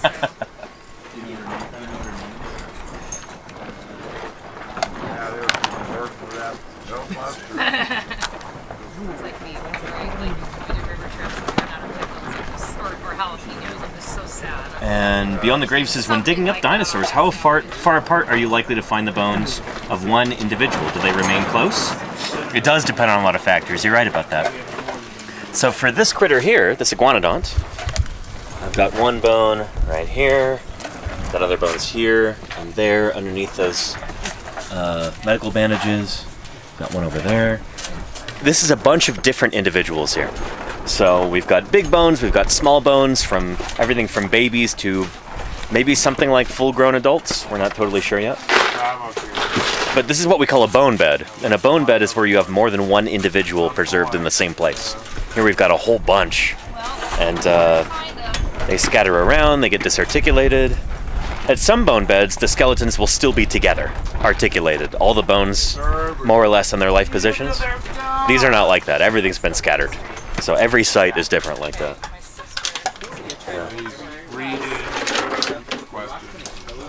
But yeah. If Emily says anything on live stream, tell her hi. Okay, yeah, we'll do. Yeah. Hello from Teddy to Emily. I haven't seen her yet, but No. She's at the airport. she's at the airport. Oh, okay. Oh, yeah. Yeah. She She can watch the VOD. You're in my hands now, JMO. Your mom's going home. Okay, well. Set this over here. Danny, Yeah.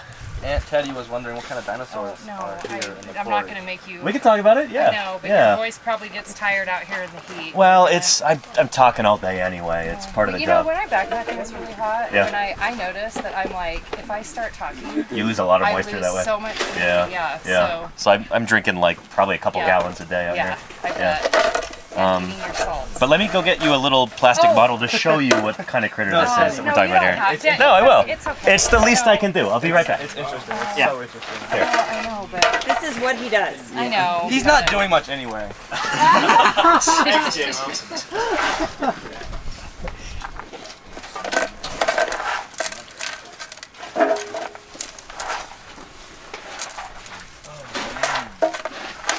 What do you got? No way. This is really good. Your phone I can't believe I wasn't sunburned. is nice. You're right. Yeah, dude. Did it How'd you do it? get better? I don't know. Because I haven't seen them. 'Cause- So this is a lovely model of iguanodont. Where did you get this? I got it online. But it's So they make toys of everything, like every yeah. kind of. I mean, dinosaur, iguanodonts are pretty basically. popular dinosaurs. So Okay. there's quite a few of these on the market. This is As the best you one know, I could find. when I was young, there was like 5 dinosaurs. Yeah. I still don't. What's funny is iguanodon was I do only know the there's second a- dinosaur ever named, way back in 1825. Why didn't it get its props? I mean, I it could get does the in other parts of the Right. world. Yeah, like in Europe, where this critter is from, it's Yeah. really popular. Okay. Yeah. Cool. And let me show you a diagram. So our critter, here's about the rough size of iguanodon bernersartensis from Belgium. Our critter is probably a little bit smaller than this, but about 20 million years older. So it wouldn't have had certain derived features like those thumb spikes there, like you see there too. Our guy probably wouldn't have that. Okay. But yeah, big beaky plant-eating dinosaur, Okay. walked around in groups. Nice. Yeah, yeah, I like it. It looks friendly. yeah. It's a neat critter. Okay. Are there like a lot of these in Utah? A ton. Okay. Yeah. So we've got a minimum of, I think Jim was saying, 20 individuals of this animal from this bone Here? bed. Yeah, and also wow. from that little gully over there too, like 100 Really? feet away. Okay. So it's So I'm sure people out, but like, how do they probably die? these ones we don't know. You don't know. Yeah, Okay, 'cause but they were. I went to the La Brea Park tar pits. Yeah, yeah. All those critters getting stuck and Yeah. everything. So, yeah. but sometimes dinosaurs get stuck in tar pits. And that happened here, actually. Oh, okay. We had a long neck dinosaur called Mierosaurus from right over there. That's clearly like it got mired in the mud because the legs are going straight down. Huh. So clearly it Wow. got stuck like that. Yeah. Okay. And But so these were like, these animals were walking around here, living and dying, and then all these bones are scattered because these carcasses were on the surface for a long time. so somebody was just eating them. Yeah. And okay. Yeah. So Stuff they was rotting, probably and- didn't all die here, but like something else brought them here to Yeah, eat them. they got washed in. It's like when Okay, yeah. you find like a cattle skeleton out on the prairie or whatever, and like it's all falling apart. And coyotes have dragged Yeah. bones hither and thither and everything. Yeah, And I have a question. yeah, So if the femurs were straight down yeah. and bones Oh, scattered like all over the place. The bones on top scattered all over the place for the Mierosaurus, but the legs are kind of going straight down. I think it's from like the knees down. Wow, that's crazy. Yeah. So that poor critter probably took like weeks to die. So it won't be a femur, it would be the tibia fibula and the Yeah. feet And bone. the pest, the feet. So yeah, Where do you live in Salt Lake? I live in Oakland, California. Oh, you do? Okay. Yeah, yeah. So you come out just, but like, Jim, do you live in Salt Lake? Yeah. You're in Salt Lake, okay, and then Don, no, Yeah. Dan, no, Don, yeah. you're Danny and Don, yeah, sorry, Yeah. it's really, Don lives in Park City. But he yeah. lives up Yeah. there, okay, so, I'm actually in Magna. oh, Yeah. okay, nice, By the airport? yeah, Yeah.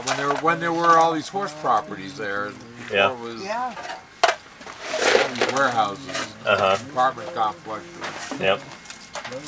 yeah, it's nice.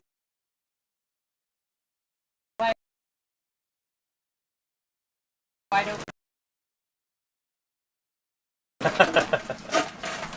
That was, I mean, there was like the best down the street for me, the coolest. Tore it down, put up an apartment complex. Oh, wow. It's just, but it's not making us any money. Yeah. Dude, we can do spit and Saturday. Did Jamie tell you his mom went to grad school and she went to Mills for her... I live down the street. Really? Yeah. She went there for her master's and then to Berkeley for her... Nice, yeah. doctorate. Yeah. Berkeley's where I got my start in high school, volunteering at the Paleontologizing Oh, Museum. nice. Nice. Yeah. Yeah, So love we that part of the used world. to I used to go to Oakland all the time to visit his mom because I'm 2 years younger. So you know when I was 20 and she, you know, just those years, yeah. I used to have all my go to Amoeba Records and because I could buy cassettes for $2.99. So I was just at Amoeba Records stock like up on my cassettes. month And or I two still ago. have them all. Nice, yeah. Berkeley's a cool place. I've always loved the Bay Area. I lived in Montana for the better part of a decade when I was going to school, and I was excited to move back home. Nice. Yeah, I missed it a lot. From that area? Yeah. Originally? Hills from Berkeley. So, yeah. Yep. I'll be back in 3 days, so just send out another carrier pigeon if you guys need anything. Thank you so much. And then really you're appreciate leaving it. 2 days after that, right? Yeah. Okay. So. Okay. Cool. That moves around. You too. Love you, kiddo. Is your tent okay? Let me go put this fine. back. But, I mean, it's gonna stay up, right? Yeah. The fabric didn't tear. Just I'll just A little bit, but not like that. On the ramp flight for like. Okay. Okay. All right. Well, stay comfy. Just text me if you need anything. And then I will let you know on Tuesday what time I'm coming back. Exactly.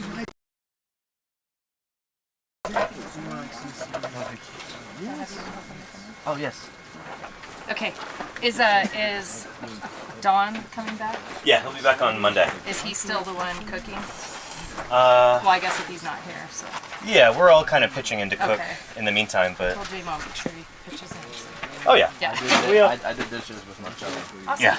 Okay. Bye. Bye, everyone. Thanks again. We really appreciate it. Thank you very much. All right, I'm back, chat. Sorry. Yeah. Any favorite work songs in the quarry? I think Ethan was singing Mad World over there just a moment ago. What's that?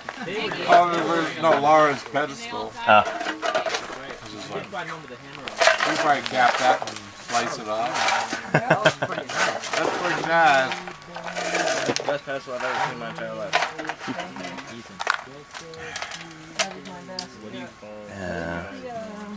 And welcome, The big screwdriver?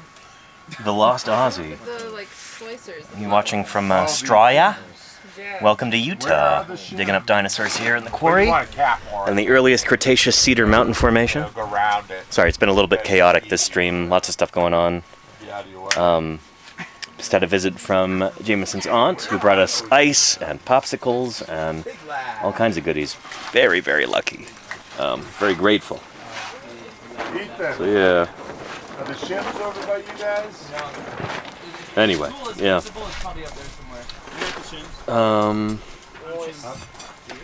Okay, yeah. Laura. Pumpkin the Cat says using the bristles of a broom to rest your knee has to be an interesting innovation. I'm also getting Yeah, it works. Yeah. Thank you. I'll circle around.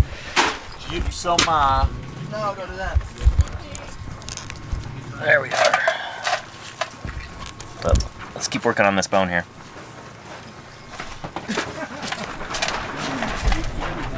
Got a little pebble here, embedded in the mudstone. So this would have been rolling around in the mud.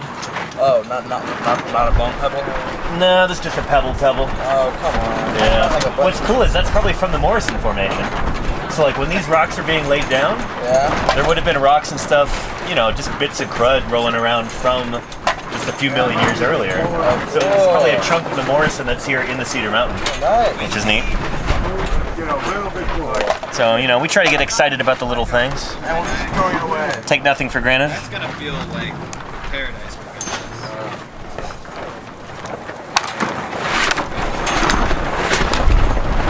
Alright. Oh boy, these tarps.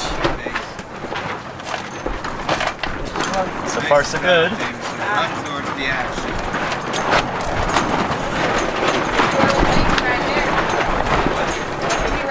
is holding so far. Right.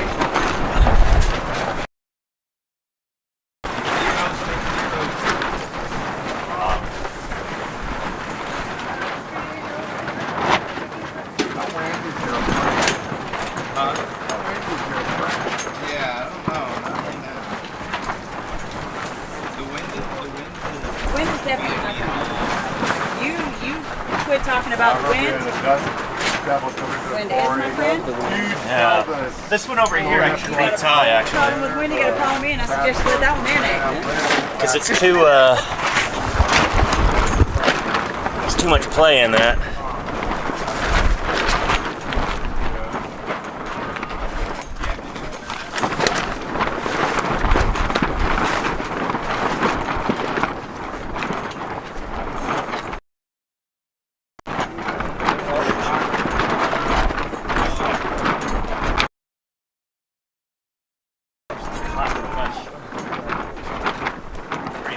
I know, right?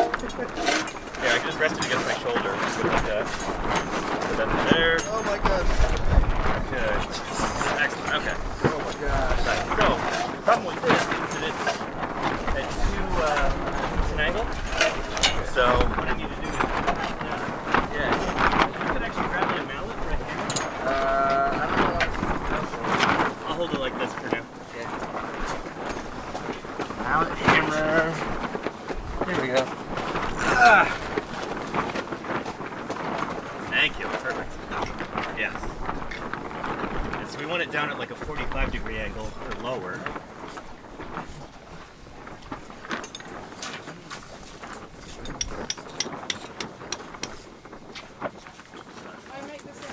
That's why they put it. I would just put gypsum around the side, not at the bottom, just to get hold it in. You know, so go down a couple inches even.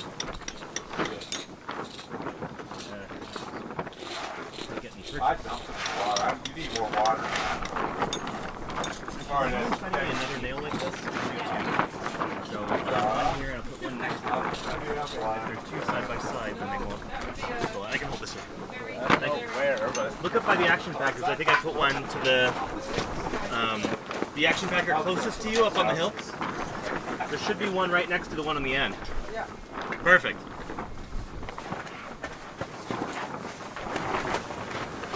If I do two together, they're less likely to go.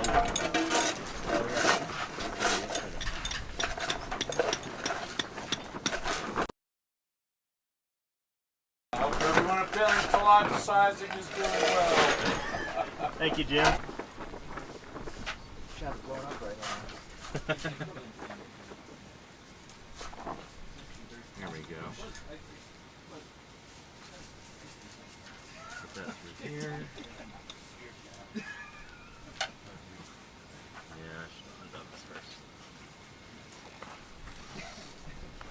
There we go. No, it would be like walk through this house, start to play a bunch of music and stop driving. I got back to her. Just loud enough for you to on the hammer. Perfect. That looks good. If it doesn't pull out, uh-oh. Already pulling out.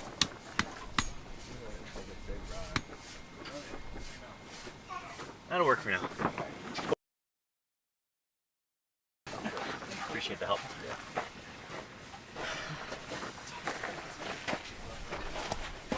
Nice. All right. Well, sorry about that. Lots to do today on stream, bouncing around all over the place. How are you doing, Nathan?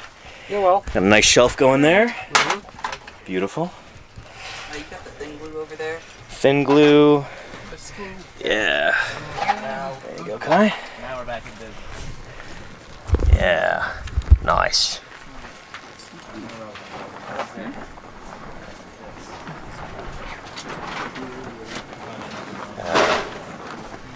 Mothproof KT says it's good to get a taste of dig life, though. So much to do. Yeah. Never a dull moment, or rather, less than 50% dull moments by volume, maybe. If that's fair.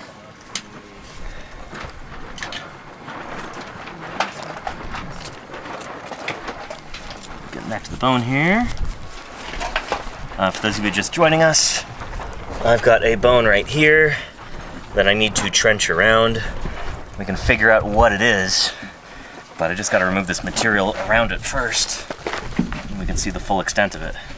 It looks like maybe a fragment of a rib, but we shall see.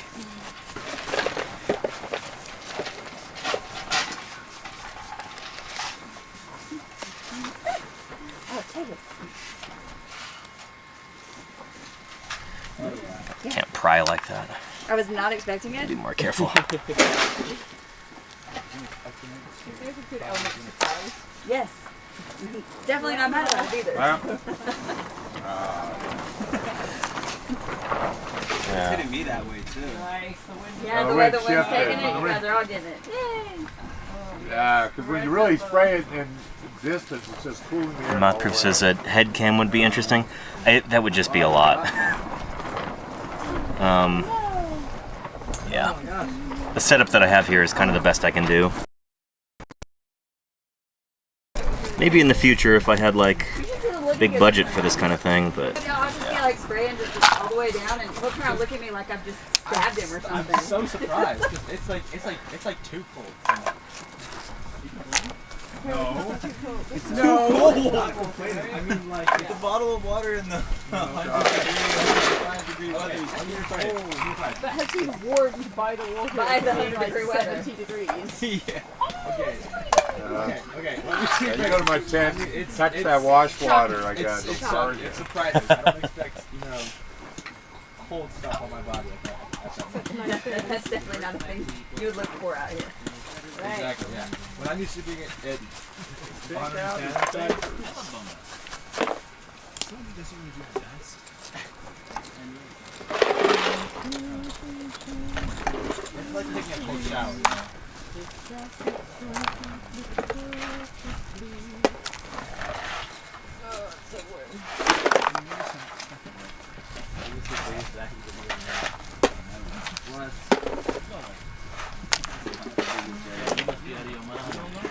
I don't know. This is the first day. I don't know what to say. What do you expect? What do you expect?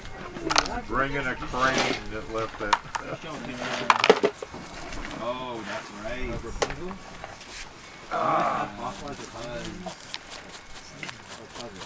Yeah, Ethan, did you lift that ceratopsian into a truck or ramp it in? We lifted it. Yeah? Two giant jackets, flipped them, trimmed the shit out of them. The bigger of the two, Nick constructed a bunch of wood on top, and he put corrugated sheet metal on it so that we flipped it, and it landed the sheet metal down, so we just sledded it down. It was flawless. Yeah. 2x4s built a frame, then I put 3/8 plywood on Yeah. top, or 1/2 inch plywood, nailed that to the frame, and then put corrugated metal, and then ramped the front of the corrugated metal. Bent it so it was like a sled. That's right, yeah. Yeah. Nice. Worked pretty good. That's pretty much how we dealt with the Utah Raptor block. We used guardrails. Yeah. Those beams on that block are crazy. Whoa. Yeah. What are those, 12 by 12? 12 by 12 and 10 by 10. Yeah. That'll do it. Yeah, I know. I have another bone right here. Let's see. That could be another pebble. They're not. We got some donations. We got like hundreds of dollars from Europe. We got some good donations. I've seen 12 by 12 go for like 150, $200 a piece. Oh yeah, easy. Yeah. Now we spent thousands on the sales, but I mean those giant, huge screws. Oh yeah, Yeah, bolts. Yeah. What are they, 2 inches or 2 1/4? Those are same three bolts, those galvanized ones, the same ones they use for telephone poles. Yeah. Yeah, those Being short right now. Probably until the end of the year. Now after watching the Terrell Museum implode the Boreal Pelta block, we're like, we're not going to do that on camera. Yeah.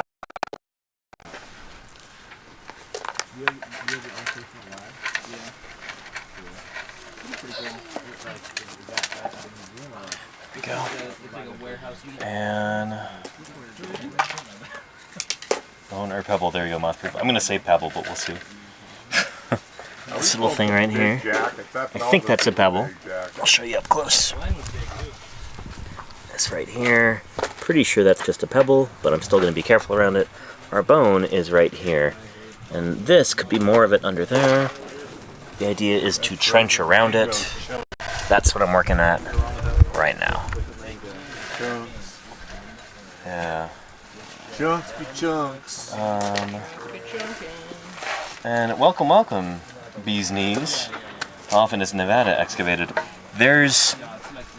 I know of a couple of different excavations going on in Nevada right now. But yeah, ichthyosaurs are one of the big things, at least in terms of like Mesozoic paleontology. In the Triassic of Nevada, you've got huge ichthyosaurs. That's what you'll see at Berlin Ichthyosaur State Park, which I recommend going to if you're ever in that part of the country. It is way out in the middle of nowhere, though. It's not close to anything. I did a stream from there in 2023, I think. It was a lot of fun. But, what part of the state is that in? That's in, I think, central Nevada. It's kind of near, it's between like Gabbs and Austin, Nevada, I think. So it's like in the middle of a mountain range, just in the middle of nowhere. So like if I want to stop there on my way back to California, it would add probably an extra 6 hours to the trip. Just, yeah.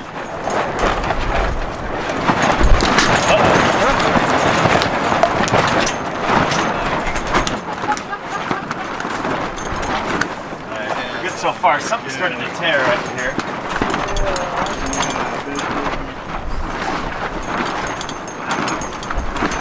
But things are holding.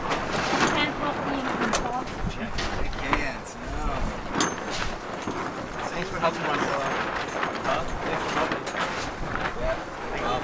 Heavier on the ground. Thanks for grabbing like one of the strongest parts of the sharks. We're good. Yeah. Now it's holding me up. Yeah. Can you like dig down far enough where you can just like stand? Minot Looning area. All that, I mean, I Oh, very cool, Beast Knees. Yeah, neat. What, 2 feet lower than we are here even. I really want to be able to do some field work in Nevada at some point. There's a pretty cool operation to go out and find ichthyosaurs and dig them up. I'd love to be able to join them. I think that would be really, really cool. I don't think it's going to happen this year, but maybe next year. Yeah.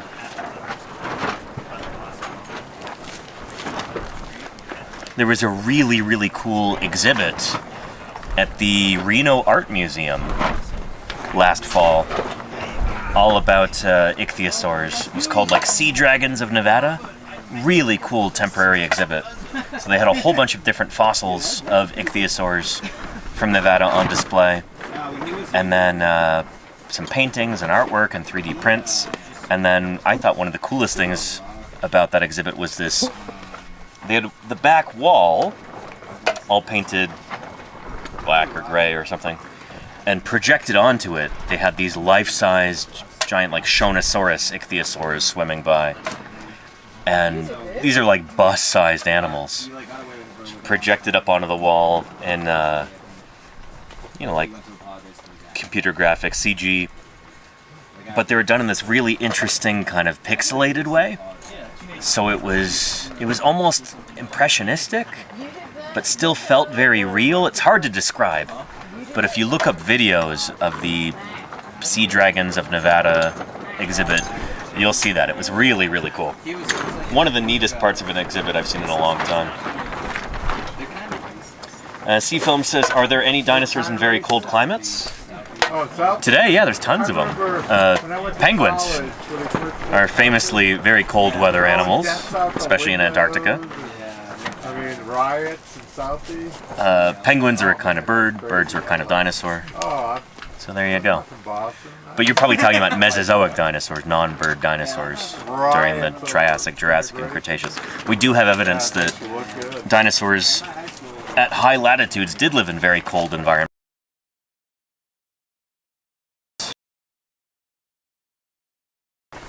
Many of them are warm-blooded. They had insulation to keep heat. series is that they show dinosaurs in the snow in some of these environments. And I feel like people are surprised to see that. They think, oh, dinosaurs, they're like, you know, big lizards, tropical environments, walking around, knocking over palm trees. And that's not always the case. Some dinosaurs lived in very cold climates. Yeah.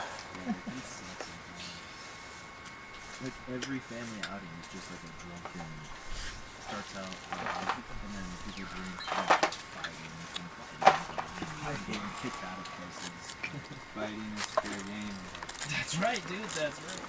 Everyone's got two. How do you like them apples? Family members. This is when Joey bit me when we were 17. Real quick, had to break This is down. when Marjorie bit me on the back of the leg. C Film says, do people dig for dinosaurs in Alaska or Hawaii?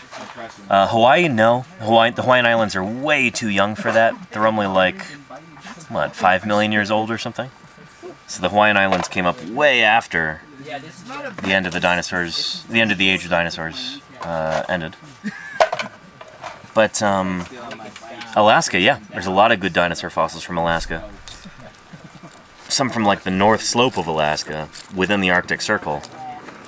And during the Cretaceous, it was either at, like, near or inside the Arctic Circle even back then. It was inside? Yeah. It may have even been further north than it is today. Yeah, thanks, Kai. Yeah, so it's cool to imagine these dinosaurs being there year-round and, like, seeing the northern lights, having complete darkness for half the year or whatever, for months on end.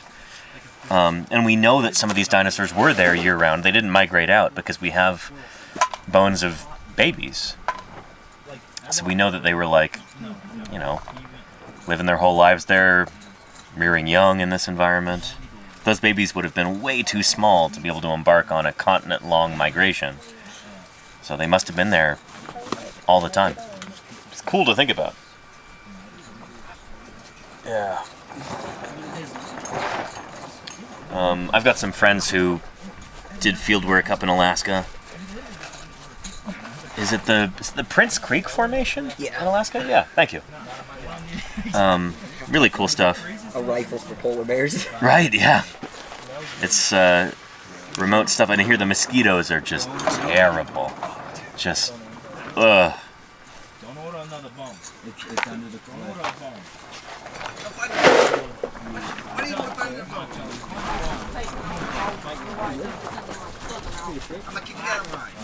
Antarctica stuff too. Yeah, yeah. No polar bears there. But yeah, Matt Lamana was telling me about doing field work in Antarctica. Yeah. And he said, like, to do the tiniest bit of overburden just takes days. Because you can just be hacking at a rock with a geopaleo pick. And, like, it can take hours to get down, like, 1 centimeter. So normally when they're excavating things, they have to do it. They can't use burlap and plaster because it's way too cold. So they literally just have to cut things out of the ground with a rock saw.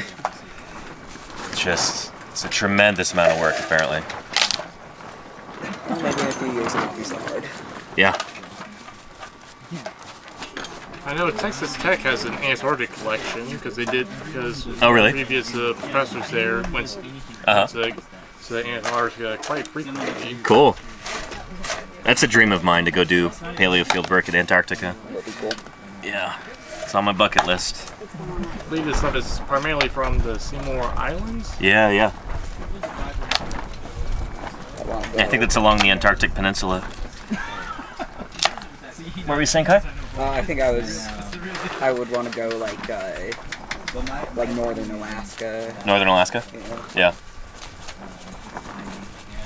That's a dream spot for you? That would be pretty cool. Yeah. How about you, Nathan? Anywhere where the ankylosaurs are. Okay, fair. Or any of the Antarctica. Anything where the armored animals are at, so I'd love to go to. Do you like glyptodonts too? Oh, they're alright, yeah. They're alright. That's kind of how I feel about them as well. I don't know. Archosaurs are a lot cooler. Yeah. And archelosaurs as a whole. Turtles are pretty neat. Yeah. Australia would be cool. That would be good work. Yeah. And Fisher was just there. Yeah. I'm not sure if I want to go to Australia though. No? As in, that's where where everything in nature tries to kill you, I think. Well, people say that about the U.S. too. Like, I've talked with Australians before, and they're like, you know, like, yeah, we've got lots of venomous snakes and spiders, but we don't have grizzly bears. We don't either. Grizzly bears are rare compared to the True. snakes and poisonous stuff. As in, But it's funny just how, like, people from certain places, they're just used to whatever's around. Like, yeah, crocodiles, whatever, but, like, holy cow, coyotes. Like, those sound terrifying. Like, you're just listening to them at night? But I guess that's my point, is that, like, you kind of fear what's not around. I guess so. You know? At least that's kind of my experience. I think the polar bears are probably the biggest. Yeah, that is true. Everybody should be scared of a polar bear. Yeah. But the Lost Aussie says, nope, it's pretty bad. Can confirm Australian nature is not massively nice. True. There are a lot of things that want to envenomate you or possibly eat you.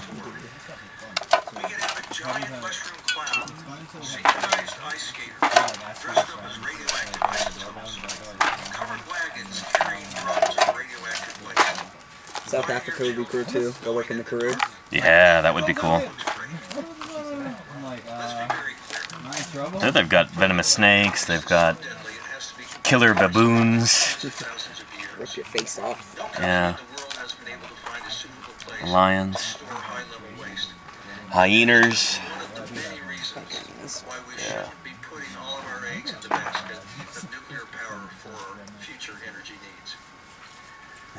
This is the latest in a long history of our governor and legislature eager to sell Utah's air, water, and environment for weak promises of money and a few jobs.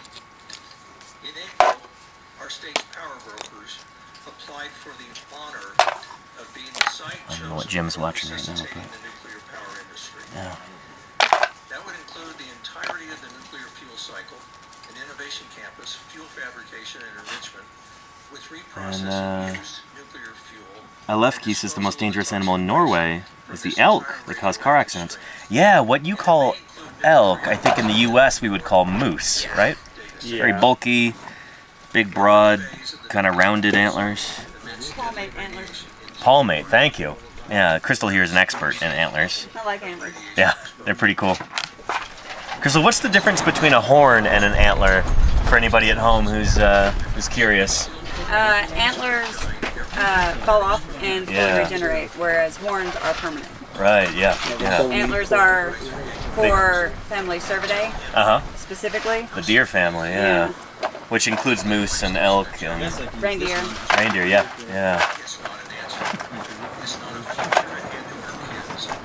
Yeah. Cool stuff. We don't have any dinosaurs with antlers yet, to my knowledge. But yeah. Unbelievable. That would be cool. What's that, Jim? Pop's making a deal with Trump administration to store all the nation's high-level nuclear waste in Utah. Yeah? In exchange for money to save the Great Salt Lake. Okay. All the nation's nuclear waste and store it in Utah. I'm surprised there aren't plans to just shoot it up into space. And then the rocket blows up and then it's just... Cloud over. Giant dirty bombs. It's unbelievable. It's like, what the heck do you think you're doing? I'm sure there's a few downwinders that'll be a little upset over that. Yeah, that's great.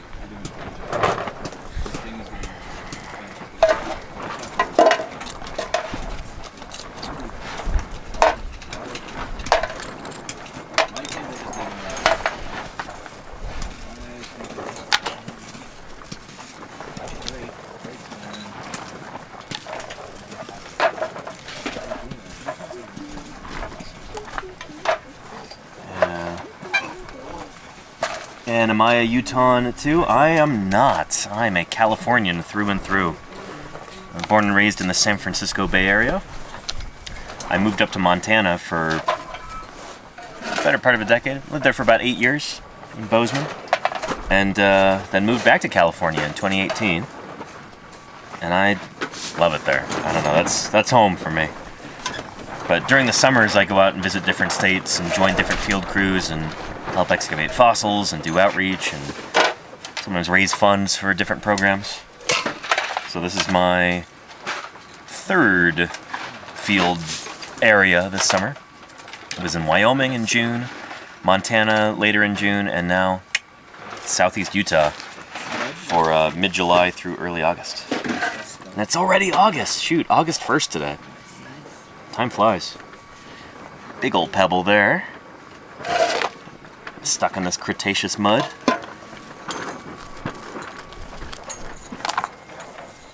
Yeah.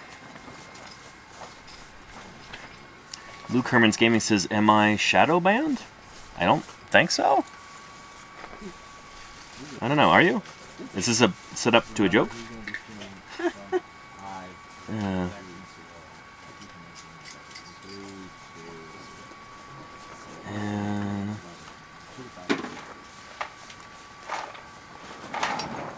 And there you go, Magos Informaticus. Yeah, any kind of big mammal like that. Elk, moose, bison, bighorn sheep, mountain goat, whatever. Give them a wide berth. And just try and show them that you're not a threat. I've heard that that's the most common way that people get injured by moose, is when they have a dog with them. Like if you're walking your dog off leash in moose habitat, and your dog decides to go chase a moose, the moose might just like, you know, kick the dog in half, and then come running after you. So yeah. Maybe keep your dogs on leash in moose habitat.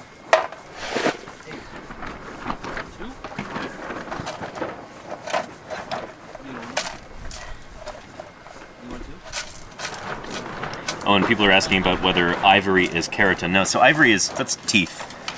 So that'll be enamel and dentin and tooth stuff.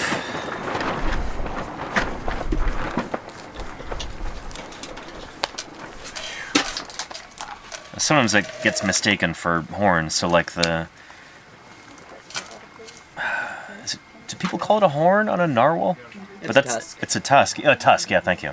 But it's that's one of the big canines. Only one of them, though. Yep. Although rarely they can have two, and they're almost always in males. But sometimes a female will have a tusk, and like I think there's one recorded example of a female having two tusks. Huh. It's a skull that's at some museum in Scandinavia somewhere. It's on the Wikipedia page, I think, for narwhal. They've got a nice photo of it. But like that's wild. She was pretty special. I think it's usually the left tusk. Is it? I think so. Huh.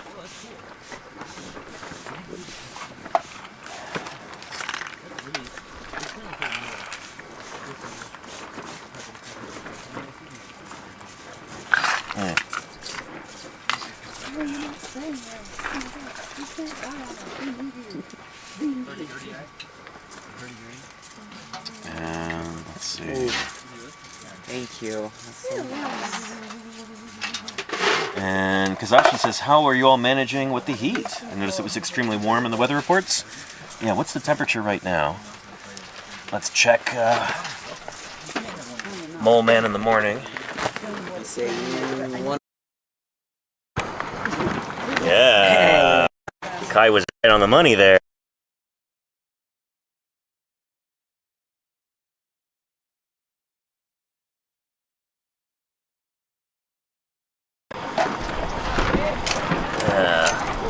Oh, this is how we're making in the heat.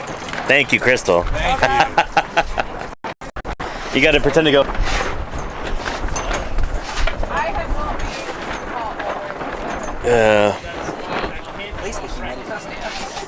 And Luke Herman's Gaming says, do Hyraxes have tusks or fangs sticking out of their mouth since they're closely related to elephants?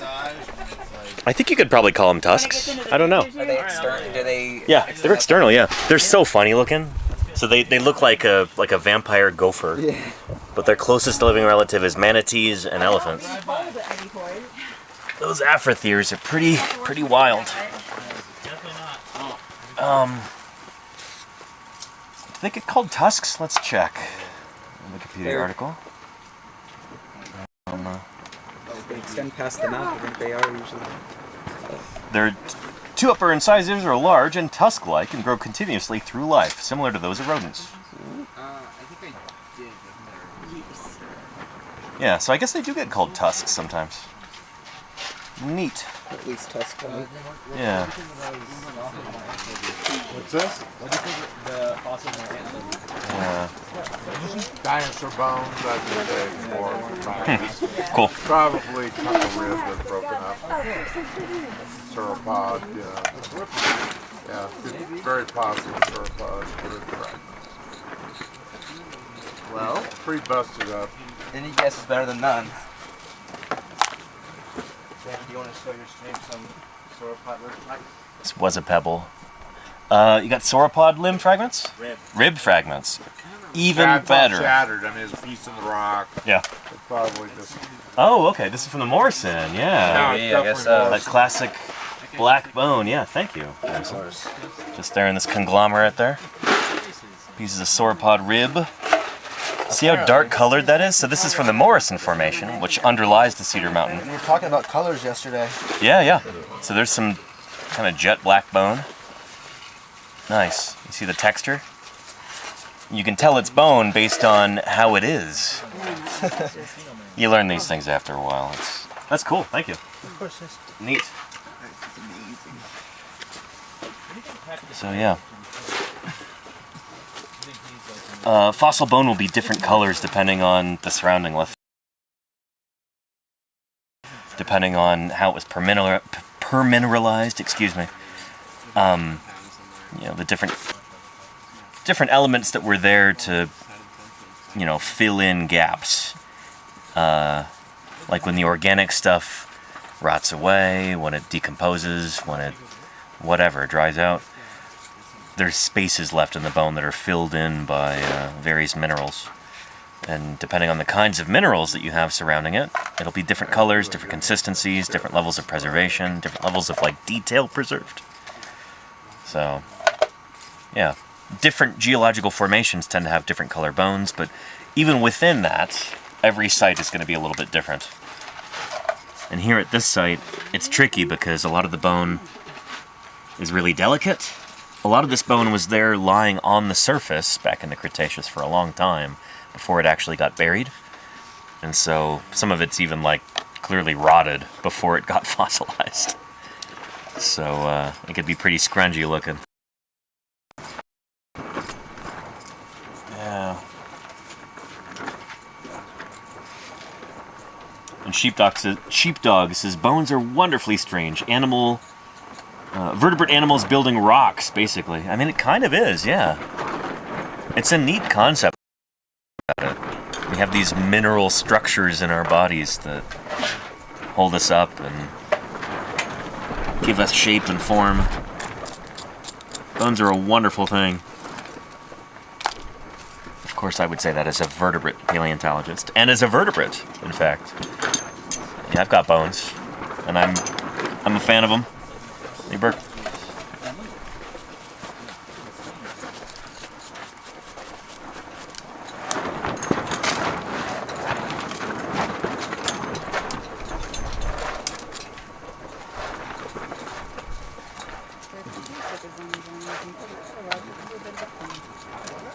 Bones.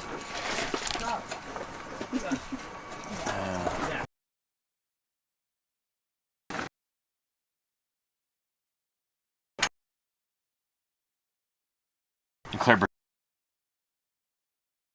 good. I do like bone. And are tunicates boneless? I think they are. Tunicates.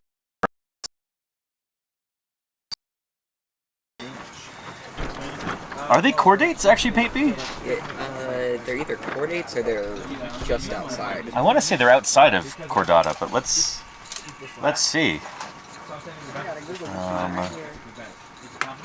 Because tunicates are similar to sponges, are they not? No, they're a subphylum of chordates. Shoot. Interesting. They're part of chordata. Oh, because they probably have like the basics and such. So Yeah. Classify as a 4-8. I wonder if they lose their notochord through ontogeny or something, though. Yeah, they look. Yeah. Yeah. Oh, when they're larvae, They're free swimming. Yeah. And they become sessile. Yeah, that makes sense. Yeah. Cool. I have to remember that. Yeah. Strange creatures.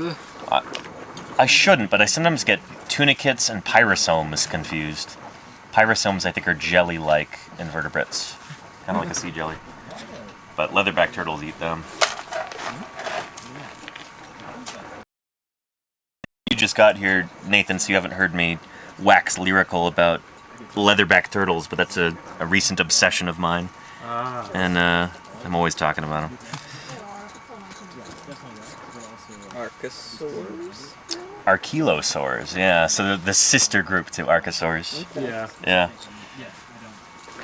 There's still a little bit of controversy there, but it seems like that's kind of where things are settling down, is their turtles are the sister group to the Archosaurs. And Chad, if you're following along at home, Archosaurs are the group of reptiles that includes dinosaurs and crocodilians today, and also birds, which are a kind of dinosaur.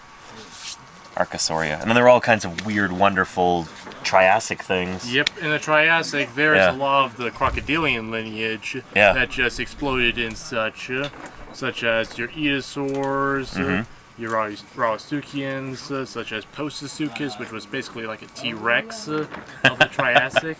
Yeah. And then you have like your Smilasuchus and Trypanosaurs. Trypanosaurus, wait, no, Trypanosaurus isn't in crocodilian. Yeah, Trypanosaurs they bounce around. I don't know where they're all over the place. Yeah. Are Phytosaurs Archosaurs? Yes. No, wait.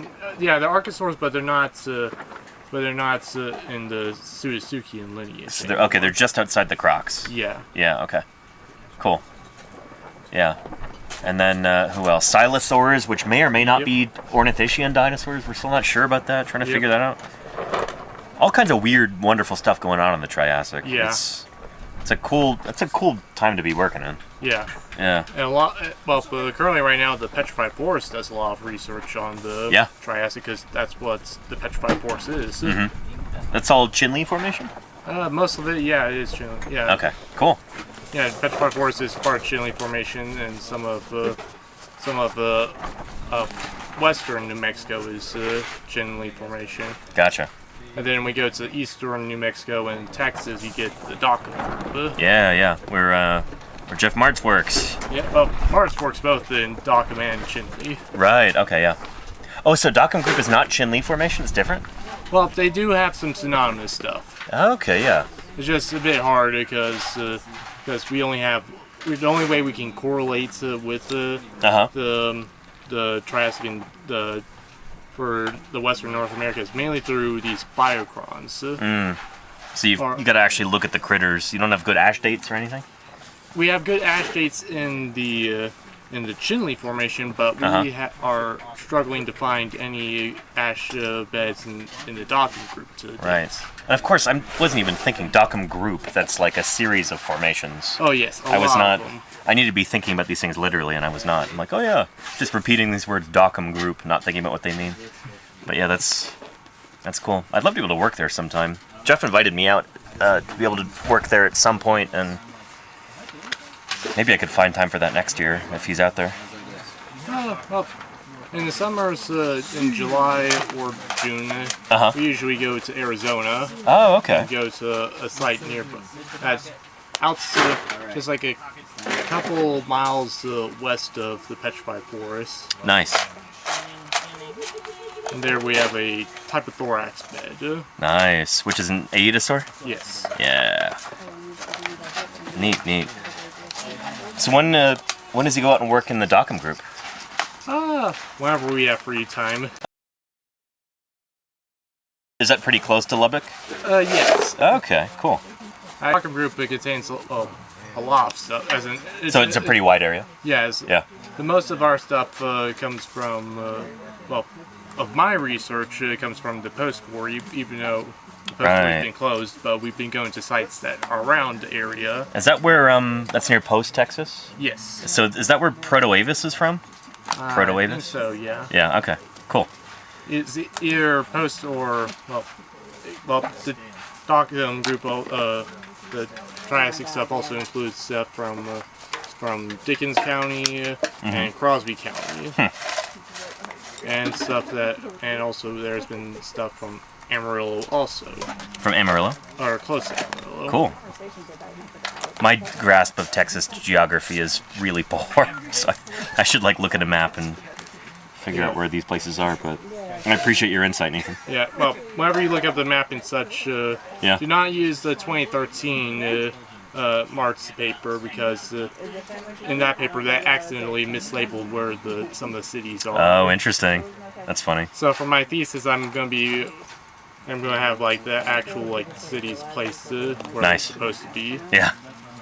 Which hopefully by the end of the year that thesis will be at least published. Yeah. Nice. Casey Snowart in the chat says there's a famous saying about that part of Texas which goes something like this: the panhandle of Texas, where you can look further and see less than anywhere else in the world. I like that. The only place where I can't say that is Paladura Canyon or Caprock Canyon. There you go, yeah. You actually have some topography there? Yeah. Yeah. But pretty flat apart from that? Somewhat, yeah. Yeah. I mean, Post does have, Post Texas, you can see at least the Caprock, where it has some nice elevation. Though nowadays, whenever you look at that Caprock in the distance, it has a bunch of windmills on top of it.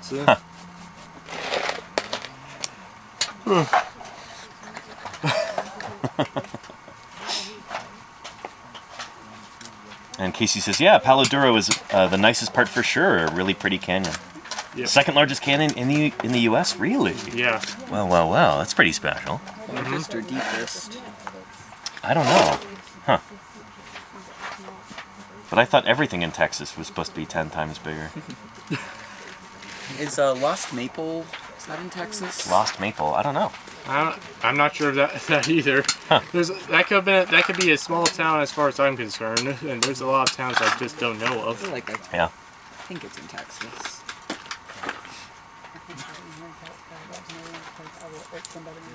And this is taking way longer than I thought it would to trench around, but that's okay.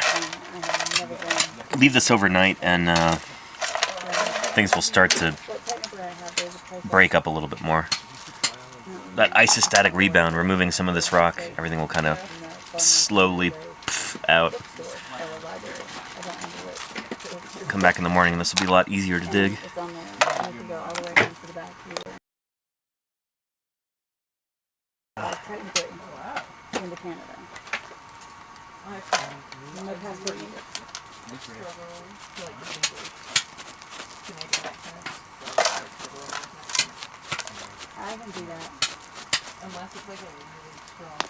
Oh, we got an interesting spider here. Look at you. A little tiny one. Looks like maybe another crab spider.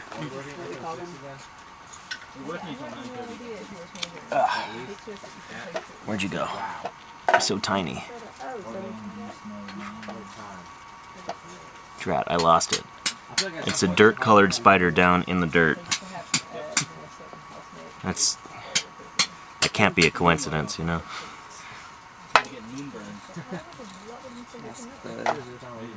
Is it the pocket mice? Is it pocket mice in Arizona that have the volcanic colored one? Oh, yeah. Is it pocket mice? Where there's like a study on after an eruption or something like that, like they were changing color, kind of like the peppered moth story. Yeah. Well, there's multiple populations like across different lava flows. Oh, and they're different colors. Yeah. You can see like the older the lava flow, the darker the color of the mice. That's really cool. I love stories like that.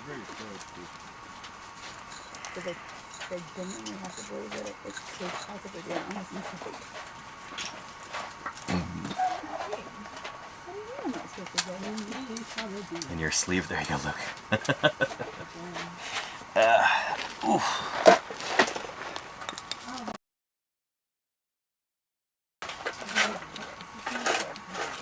That's cool. There's not, like, too many animals larger than a spider in this little valley. So, I don't know. Well, whenever I was driving up today, I did see a prairie dog cross the road. Cool, yeah. Yeah, they've got a... They used to have a decent-sized prairie dog town there. It seems like it's kind of shrunk in recent years. But, yeah, those are always cool to see. And you know you're going to find them there because the grass is all cropped really, really short.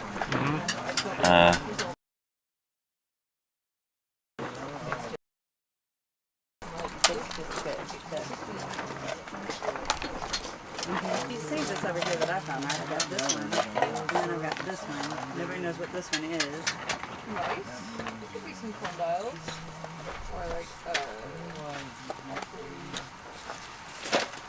yeah, some wrist or Here?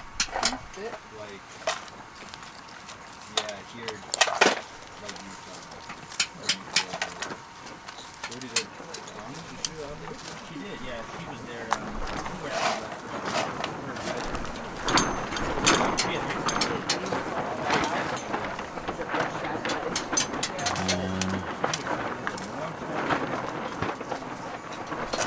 Here's what it is. It's one of those. Also,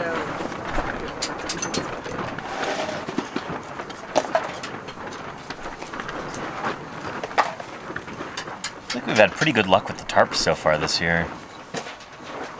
Like, not a whole lot of crazy wind gusts and damage to the tarps.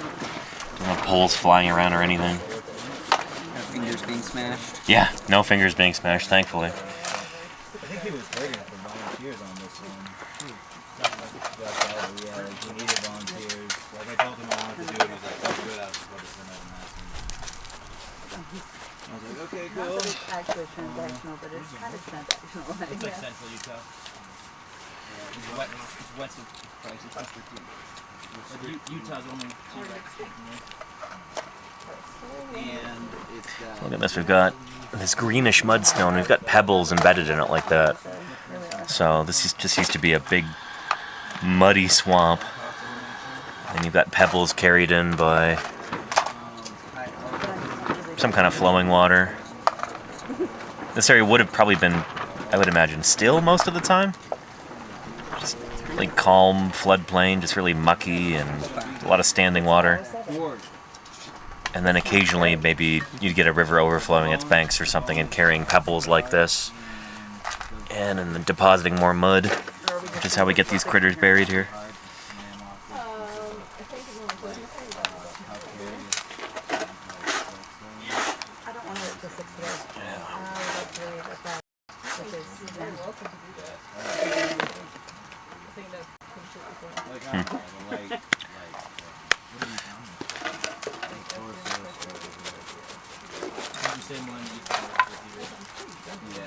Well, it's like, they found it a few years ago, and when I got there, it was literally just like a step on a ledge, and Matt Merce and one other person, they had a... More pebbles. I'm looking at each of these really carefully because sometimes you get little teeth embedded in the rock like this. And so far all of these little clasts are just pebbles. Eventually, I'll get a tooth in here. That'll be neat.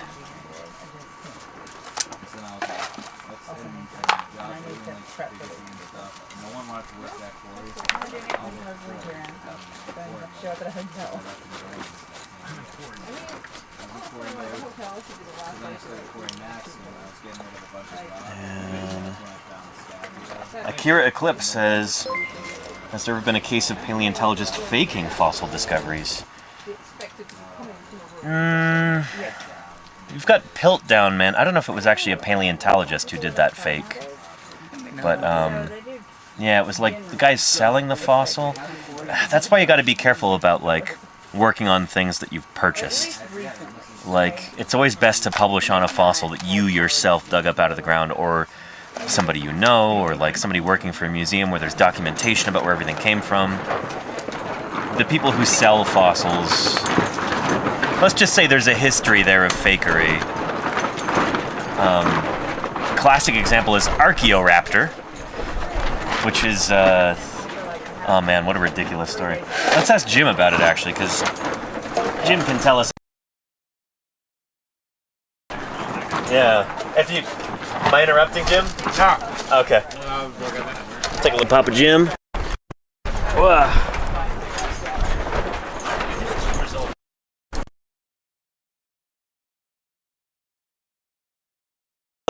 Oh, and long tail. Well, where do we begin? Yeah. A high school science teacher who was digging a site in the Permian of Utah where it was getting reposited in the Dinosaur Museum in Blanding, which was, in my mind, not a good thing, but good guy, you know, not a bad guy. He was at the Tucson Gem and Mineral Show. He's from Tucson. He discovered things in Arizona. So the Tucson Gem and Mineral Show is this huge expo where they sell all kinds of rocks and minerals and fossils too. Dinosaurs and biggest show in the world. Yeah, you know, no doubt. And he saw this slab for sale, and and it was like, obviously looked like a cross between a bird and a dinosaur. Yeah. Looked like, wings, forelimbs, had obviously wings. Body had a long tail. Yeah, so it literally looks like front half, derived bird, back half, like velociraptor tail, essentially. Yeah. And he knew the circuses, and, they have connections and money and whatnot. So they ran down there. They got someone to put up $80,000 to buy this. Considering what it was supposed to be, missing link between like Archaeopteryx and birds, or feathered dinosaur that was like close to Archaeopteryx. Yeah. 80,000 was a bargain. Yeah. So they bought it. They contacted National Geographic. Said, hey, and they were pretty comfortable that they were the experts on such things. So, it ended up going up to the Royal Tyrrell Museum for preparation. Okay. The deal with National Geographic, the specimen had to be returned to China. So the specimen was going to be returned to China. The preparator in Canada notified a number of people that in his mind it was a forgery. That it was two completely separate animals spliced together. So literally front half bird, back half, dromaeosaur dinosaur, like velociraptor. And our the great paleontologist Phil Curry got in a lot of heat because he did not really tell on him. It was his museum where they were prepping it. Yeah. And Phil's, he's a quiet, non-assuming guy at times, and he said, well, that's not my place, to get in the middle of this.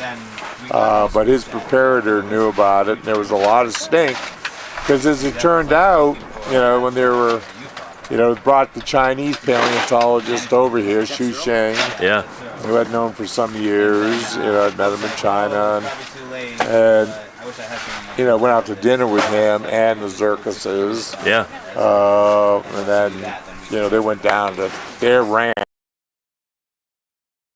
in Utah to look at this thing, and they, then they went to the Society of Earth Paleo. And, I asked Xu there, I kind of tapped him, we're off to the side at one thing. And they're going, well, what do you think, bird or dinosaur? And like, it's a bird. It's not a dinosaur. And, you got to see it more, and it's a forgery. But unfortunately, it wasn't until pretty shortly after it made the cover of National Geographic. Right, I have this issue at home. Where it was shown to be a forgery. I mean, we're talking with like weeks of that issue coming out. And so that was I heard that they tried to submit it to Nature and then to Science, and both of them said, we're not going to publish this. It seems fishy. And so the National Geographic story was, that ball was already rolling. They couldn't stop it. And then that issue comes out. Oh, they could have stopped it. They could have. Because I don't think they had the word. They were, it's the only time National Geographic ever published a rebuttal in their own magazine. Is it really? Yeah, they published an apology and the whole bit. Phil got dragged over the coals for not just hammering these people. And then, sad follow-up, was, when they brought it to China. You know, when you go to China, you're treated well. Sure. As a scientist, Yeah. visiting scientist, and of course, you know, they brought the specimen, returned it to China. Yeah. And they visited all the different labs in China, saw specimens, and like when I'm in China, you know, ask, can I take pictures of this stuff? Yeah. You know, none described. Oh yeah, sure. There we go. Very polite, brilliant photographs of these specimens. About a year, 2 years later, a book comes out on feathered dinosaurs. And they went and published and named in this book all these fossils that Chinese scientists were working on. So they're just basically taking their work from them, like publishing their specimens out from under just them. describing them from the pictures. And these are Americans doing this to Chinese researchers. Yeah, Utahns, you know, originally Californians. We're the worst, you know? Yeah. But basically, I actually had phone calls from China. Who are these guys of yours? Figuring I'm the state paleontologist. Right. That somehow I had a say in any of this. You know? And I called them and basically said, we're the experts on dinosaur integument, skin, scales. Yep. So we were doing our Chinese, you know, the Chinese a favor by writing this stuff up, putting their names as junior authors on all this stuff. Ridiculous. Doing them a favor. Yeah. And it's created some real taxonomic turmoil for some, you know, real feathered dinosaurs. Yeah. Because are the names that they published in this book Are those legit or not? Yeah. You know, it's a nightmare. Yeah. It's just, you know, folks, you know, when you collaborate, think you're collaborating, talk to each other. Right. Because, like, Good take the point. ball and run. Thanks, Jim. Yeah. I mean, it's just a sad thing. Yeah. You know, just, Again, if you're going to publish on something, like, maybe don't make it something that you purchased, especially if the provenance is doubtful. So, yeah. Yeah, and I want to make it really clear that it wasn't paleontologists who forged, you know, that specimen. It was, like, you know, some farmer in China who had been, you know, trying to make a living. Commercial outfit. Yeah. Farmers in China dug it up. There you go. Pieces. But like whoever was selling it, I guess. Yeah. Which sometimes Someone put together. He did a good job. Yeah. Made it look really convincing. But front half bird, back half non-bird dinosaur. So, yeah. But paleontology did catch it. Exactly, yeah. So it was, even though it was a hoax, it was ultimately paleontologists who figured that out and tried to rectify it. But yeah. Murph says, always bring your blacklight. There you go. Yeah. Oh, man. And Casey says, I went to one of those fossil shows asking how they verify their fossils are legit, or how they know whether the specimens they're selling are not scientifically important. They did not appreciate my questions, says Casey. I'm glad you asked those questions, though. Yeah, because more people need to do that. Anyhow. And Kikoshi says, interesting story. Thanks. Yeah, you bet. The whole Archaeoraptor saga is a funny one. And on the flip side of that, speaking of fossil birds and hoaxes, there's this...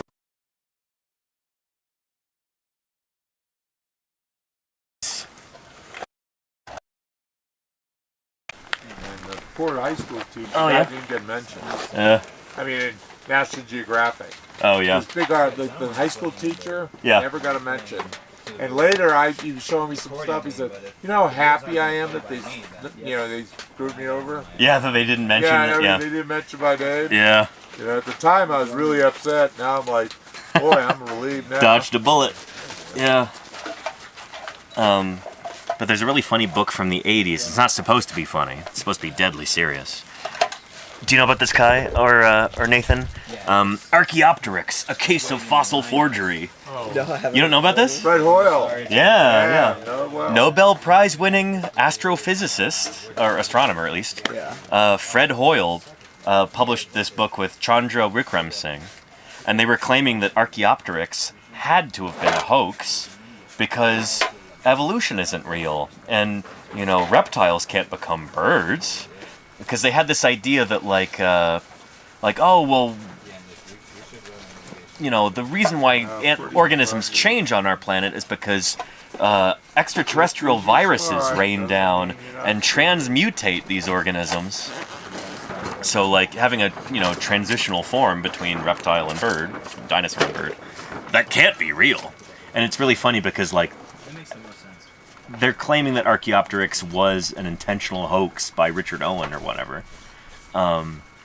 Because, like, oh, he was in cahoots with Darwin, and it's like, no, they hated you. Like, Richard Owen hated Darwin.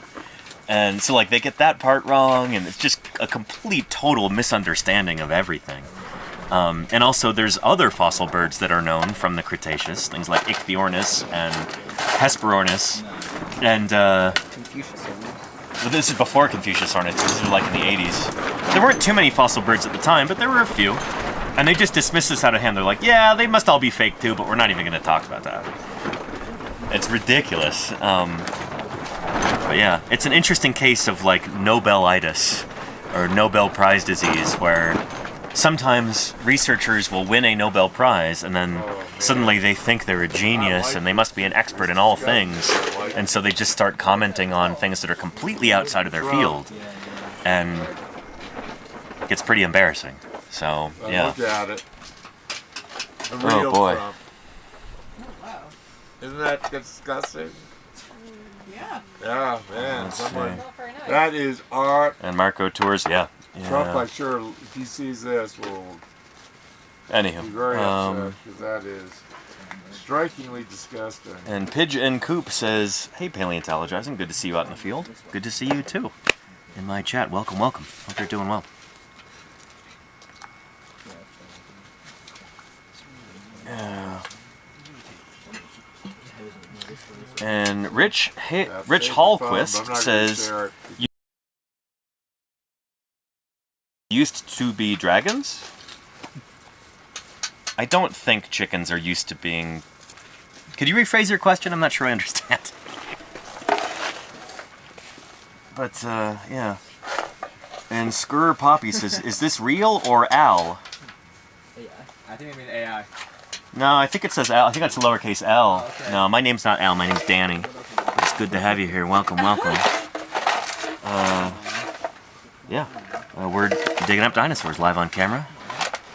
Oh, I'm glad you're here. After this fire up there in the canyon. Weird Al Danivich. There you go. Good. When were Antiornithines? And Antiornithines were discovered? I think some of the first of them may have been found way back in like the expeditions, but they weren't published on until way later, I think. I think it's like in the 90s that they really became like a thing. The Antiornithines, the opposite birds, based on something to do with their jaws or hips or something like that. I think it's their shoulder joint. Is it their shoulder joint? Oh, okay, that's it. Yeah. Yeah. Yeah. Can you point out? No, don't point at it. Give me down. Anywho, let's see. You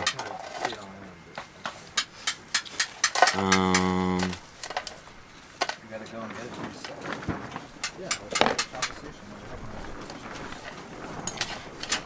And Kanto Arcade says, does Jim view Phil Curry as a good guy that made a mistake in the Archaeoraptor saga? Yeah, absolutely. I don't think he was in cahoots, no. Well, and the thing is, like, the Americans who kind of got duped by the forgery, like, they weren't trying to do anything wrong. They just weren't careful enough and didn't realize that sometimes when you buy fossils from China, which itself is illegal, like, you can't export fossils like that from China. It's again. They thought they found something really cool and expedited about it. They were not careful enough.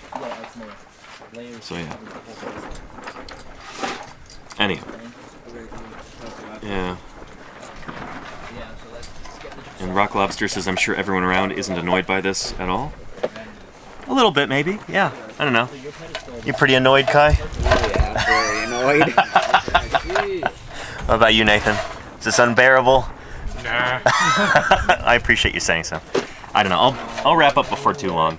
But I like it. It's fun to hear questions from other people. Yeah. I don't know. I like do this for just a few hours every day. It's not like it's the whole time.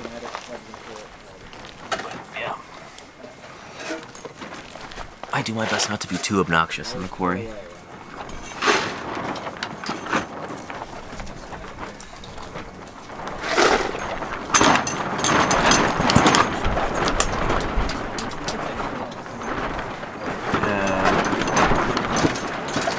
Contour Arcade says, "Oh, hey Kai, I'm Kai too." Oh, neat. We got another Kai in the chat.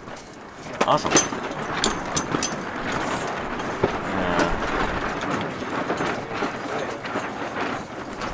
And Stealthy Poet says, "Have you considered doing a paleontologist rumba to keep the area swept up around you at all? Do a dance?" Roomba. Roomba spelled with a double O, I think. Rumba is. Yeah, I don't know if I know how to rumba actually. It's fun. Is it? Yeah. Yeah, because you talked about doing like swing dance classes back in the day, Kai. Yeah. So yeah, much more about this than I do. Yeah. But no, we actually couldn't rely on a robot vacuum to clean this stuff up because we have to know where all these rocks go. So that's why when I'm picking up pieces of mudstone here, I put them into this scoop because I'm working around a bone. Occasionally you look at the bone and it's like, oh shoot, where did that piece go? You have to look through your scoop, and failing that, if it's not in there, you look through your bucket. So we kind of have several layers that we go through before the stuff gets discarded. It's an important part of the process. You know, you don't want to just be throwing things over your shoulder, because then when you're missing a piece of the bone, then you've definitely lost it. Here, at least, hopefully we can find it. Back at the museum or collections room, you can have it. There you go, yeah.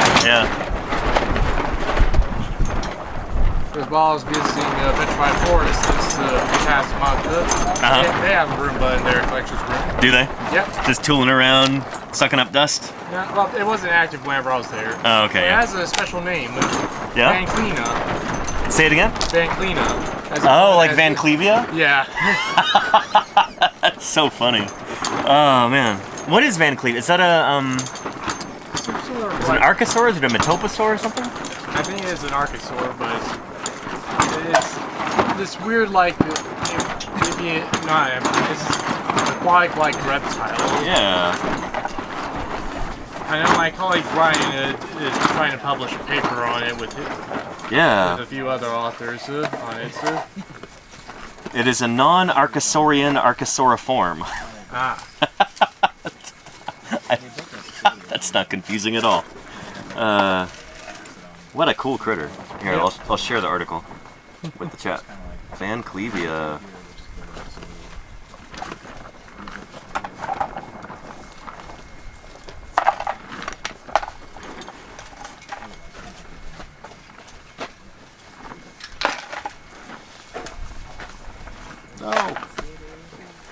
Oh, Claire already got it. Thank you, Claire. Yeah. And Marco Tours says, I'm pretty sure I tossed some good fish bones out without realizing it when I was on a dig. It happens sometimes, yeah. Yeah, it happens. Yeah. You try and prevent that as much as possible, and hopefully you make fewer mistakes as you become more experienced.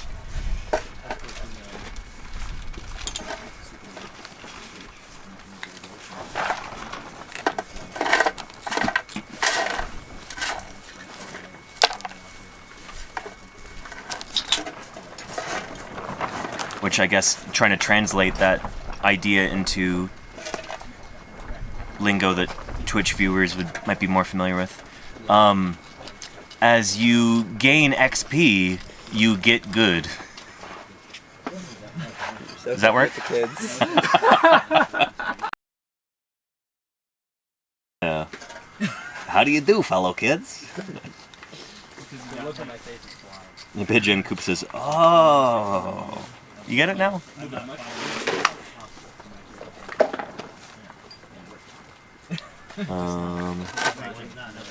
And there you go, Casey. Yeah, sorting microfossils yesterday that were exactly the same color and sometimes texture as the surrounding rock. Super nervous about missing fossils. Were you working at DMNS there, Casey? The Denver Museum of Nature and Science? Nice. DMNS. Good old DMNS. That was Casey, yeah. A venerable organization.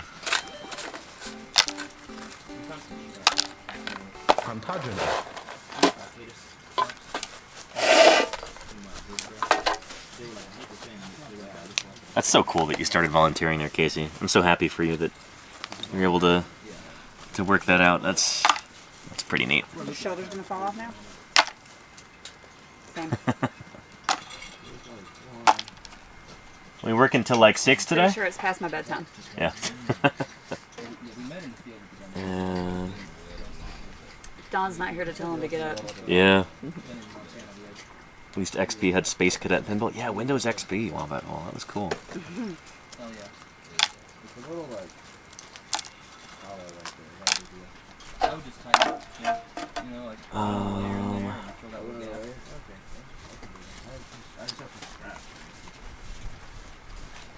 And Claire says, Danny, do you think there's a polarization of lenses that might make a situation like that easier?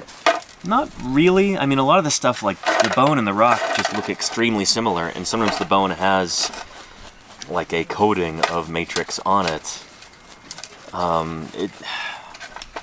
You just got to work slowly and carefully and do your best. Especially on Twitch, everybody wants to find a technological solution to every minor problem, but, you know, there isn't a tech salve for whatever issue you have. And Casey says, I wouldn't have looked into volunteering at DMNS if it weren't for this stream. Thanks for the inspiration to get more involved with fossil science. Absolutely, Casey. I'm so happy you're able to do that. That's so cool, you know? Say hello to Natalie and crew. Yeah. Do you get to work with Natalie Toth and Salvador? And Salvador, yeah. Salvador, not Dolly. What's his last name? He starts with a B. Yeah. Because we call him Sally B, so yeah. I assume it starts with a B. Yeah. And I get this question sometimes from Chando Calrissian. Has anyone considered working at night with lights to beat the heat? I mean, that would make sense if, like, what would we do during the day? We couldn't sleep during the day because it's way too hot. Like, we would die. So. 24 hours, non-stop. We just don't sleep. Yeah, there you go. Yeah, we have to sleep at night when it's cool.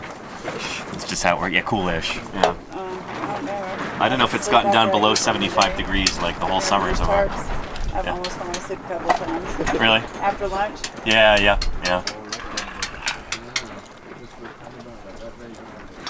Ah. Yeah.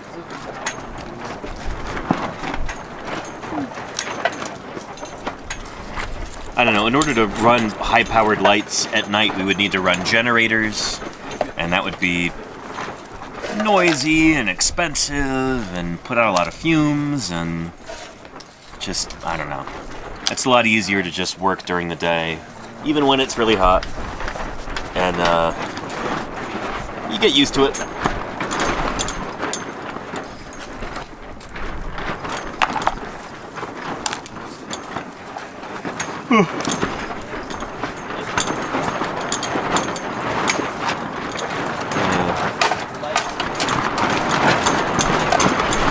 Oh, cool, Casey. I do know Salvador, mostly him and Sadie, but I've talked to Natalie a few times, I think. Oh, cool.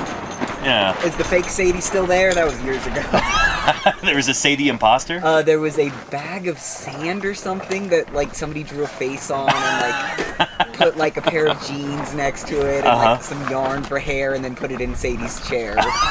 She was gone for, like, a week. That's funny. Like a Sadie scarecrow? Yeah. Yeah.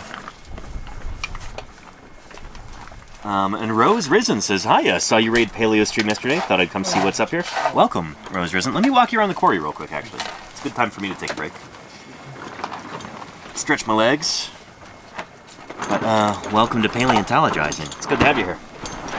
Welcome to the earliest Cretaceous Cedar Mountain Formation here in southwest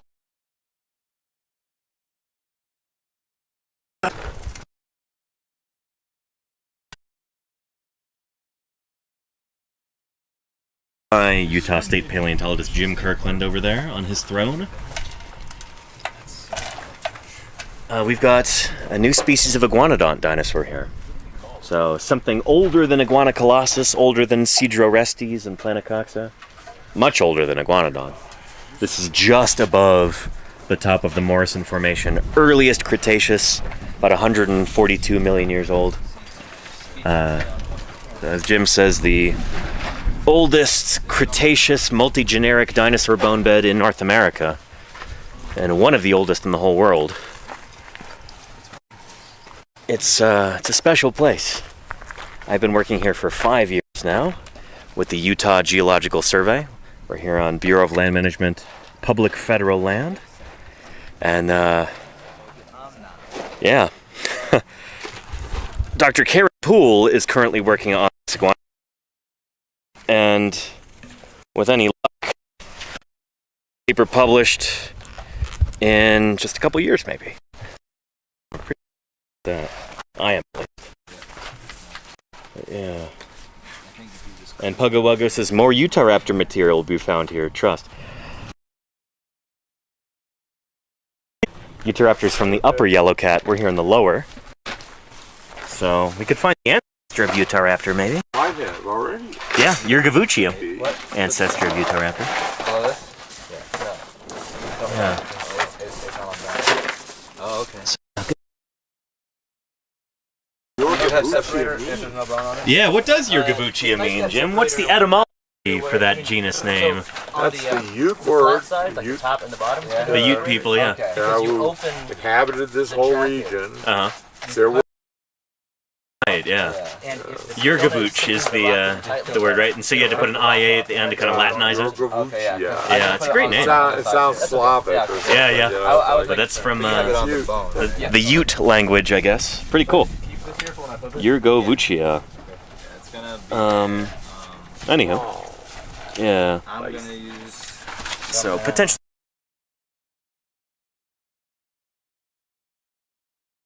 Right over there. Like, let's literally right where it was dug up.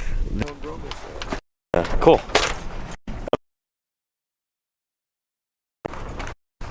Because I've depleted my other water bottle. And there's a link right there that Claire put.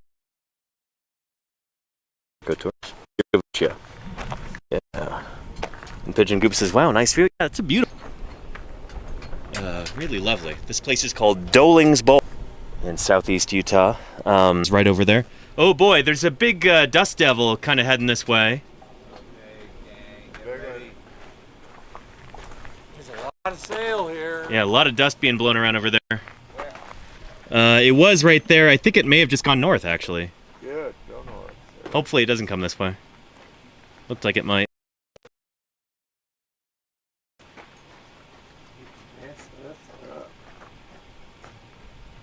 Huh. It was swirling and swirling for a second, and now it seems to have dissipated. Alright, sorry, false alarm. Yeah. Better a false alarm than no alarm when the thing hits. Ugh.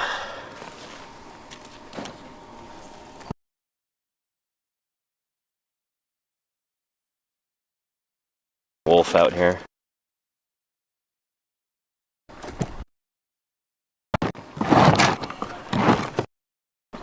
Alright, let's see how cold this water still is from this morning. But it'll at least be nice.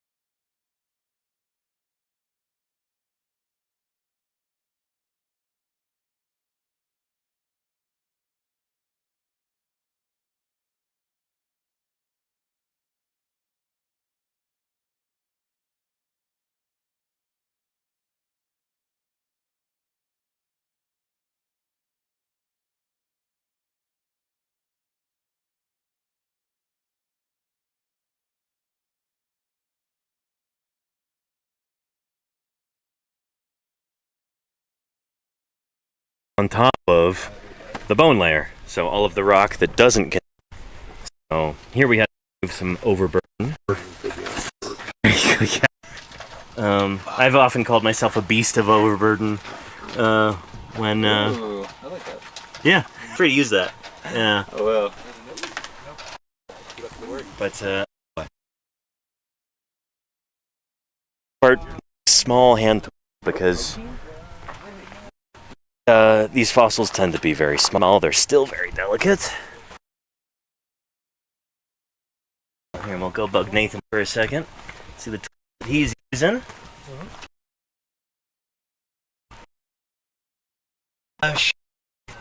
There we go. Yeah. So just slow and.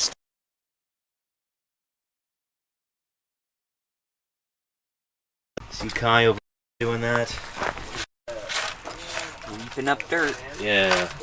We're gonna have some wag in the chat saying, "Oh, you know, I'm trying to clean that, but you know, it's the desert. There's dirt everywhere." But no, it's important to keep a really clean area, and Kai's been doing an excellent job of that. Thank you. So yeah, Kai and Crystal. Look at this. This is gorgeous over here. You could eat off of that. Welcome to. Yeah. Anyway, yeah, clean quarry's a happy quarry. Exactly, Claire. You know the old saying. So yeah. Slow, steady work with little hand tools. That's how it works. And Old Man Yoda, I think, was talking about GIS. That is really important. I always tell people that, like, young people who are getting interested in paleontology or zoology or botany or whatever, some of the best skills that you can have in this field or other scientific fields, especially when you do field work, GIS, Geographic Information Sciences. Is that information systems? Look at them? Yeah. Able to generate maps, use GPS, you know, use programs that are used for generating maps and that kind of thing. Extremely important skills, not just in field science, but also if you're well versed in GIS, if you know how to use that stuff, if you're good at it, you can get a job working for the federal or state or municipal government. It's used in like surveying and planning and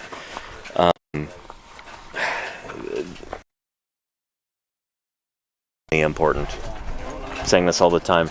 And well, shoot, Jim could tell you a little bit.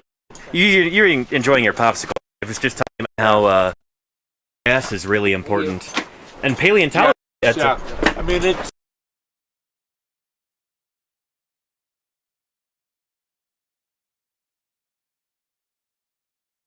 There's equipment now.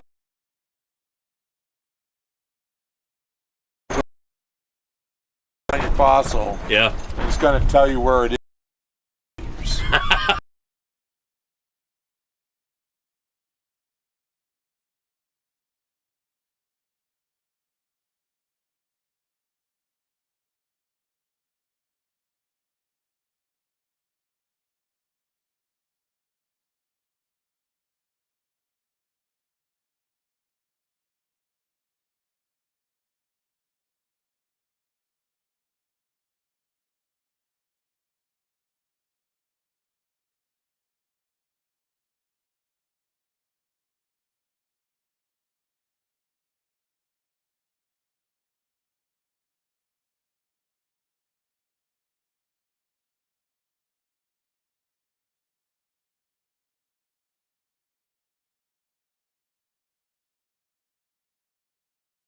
I mean, one of our hazards guys once looked at a place down near Zion where they had a big rock come out and take out a house.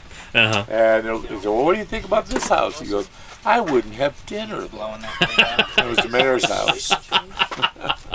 Oh boy. It was just, oh, Yep. great. So that's literally.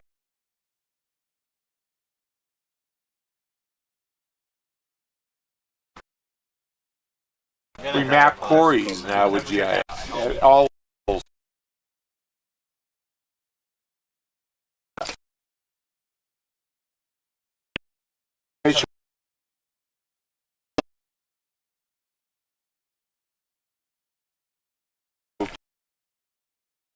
Ours did. Yeah. Thanks, Jim. Yeah. If they're in your way, you know. Important. Let's see. And Gazashi says GIS is great. I use QGIS a lot in my engineering work. That's the freeware one, right? There's QGIS and ArcGIS. QGIS is the free one. Yeah. ArcGIS is the one that costs like $7,000 or something like that if you buy like a. Gotta be really expensive. Yeah. Okay. Yeah. It's the same thing. Yeah. I was trained on ArcGIS back in undergrad. But yeah. And Stealthy Poet says, have you ever had a hunch about a geological feature having a significant chance of a dinosaur fossil and had been right? Oh yeah. That's what prospecting is. You go out and try and find new sites. That looks like a promising area over there. Let's go scour it. Let's go look around.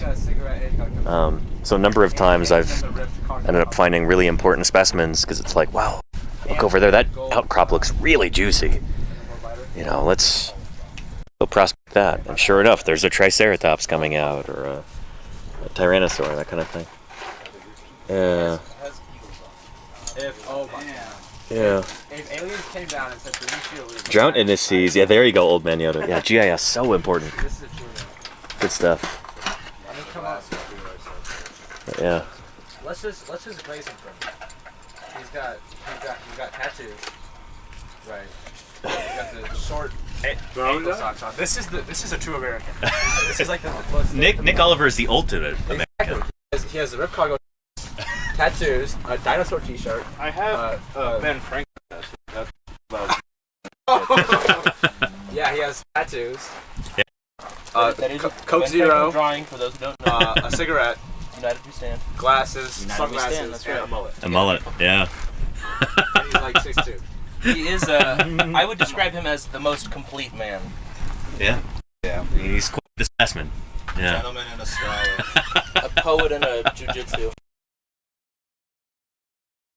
Thank you. And a paleontologist. Well, so when I say that like paleontologists come from all different walks of life and Say no nerd. you know. This is what we mean. Yeah. I mean, example of that. Hide your lunch money.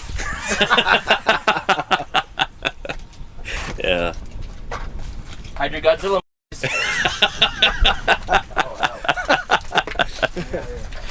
Yeah. Remember, paleontologists don't go down the bathysphere.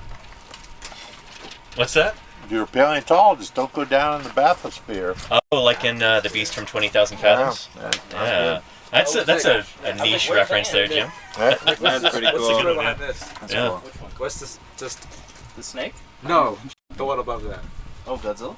Yeah. Oh, that is really cool. Shoot. Gojira? Gojira. Yeah. What's the Yeah. story behind it? Yeah. Isn't that your walkout music? Japan, I come out to the Godzilla song. Oh, I forgot. He also does like. He's like a boxer. Yep. Yeah. And then my Japanese friends also. Nice. Yeah. So yeah. The technical translation would be foreigner Godzilla, but yeah, it's Yeah. the same thing. I think I know that word, yeah. Does it start with a G? Gaijin. Yeah. Gaijin's Goji Gaijin. Gaijin Goji.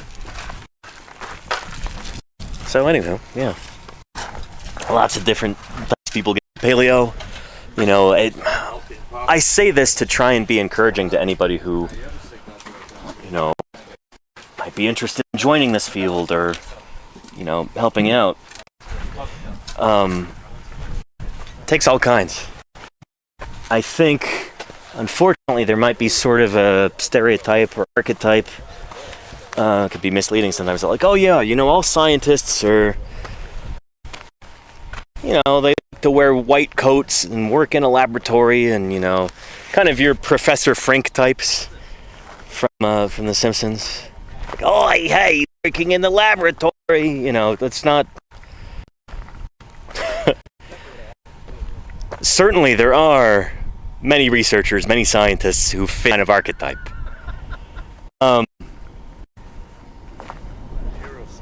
There are a lot of paleontologists like that. Then there's a lot of paleontologists who might look a lot like Nick. Like me, you know? My point is, Paleontology's for everybody. Science in general should be for everybody. You know, not solely the domain of people who might self-identify as nerds or geeks. You know, a lot of scientists might be like that, but that's certainly not all of us. Science is for all different kinds of people. Because what is science? It's just a system for figuring out how nature works. Whether we're digging up new species of dinosaur, or looking at the motion of atoms, or finding planets outside of our solar system. Science is the best tool that we have, in my opinion, for figuring out what's what. That's something that should be universal, you know? Shouldn't belong to just one, you know, like subculture or cultural group of people or anything like that. You know what I mean? You picking up what I'm putting down? I hope so. Yeah. So yeah.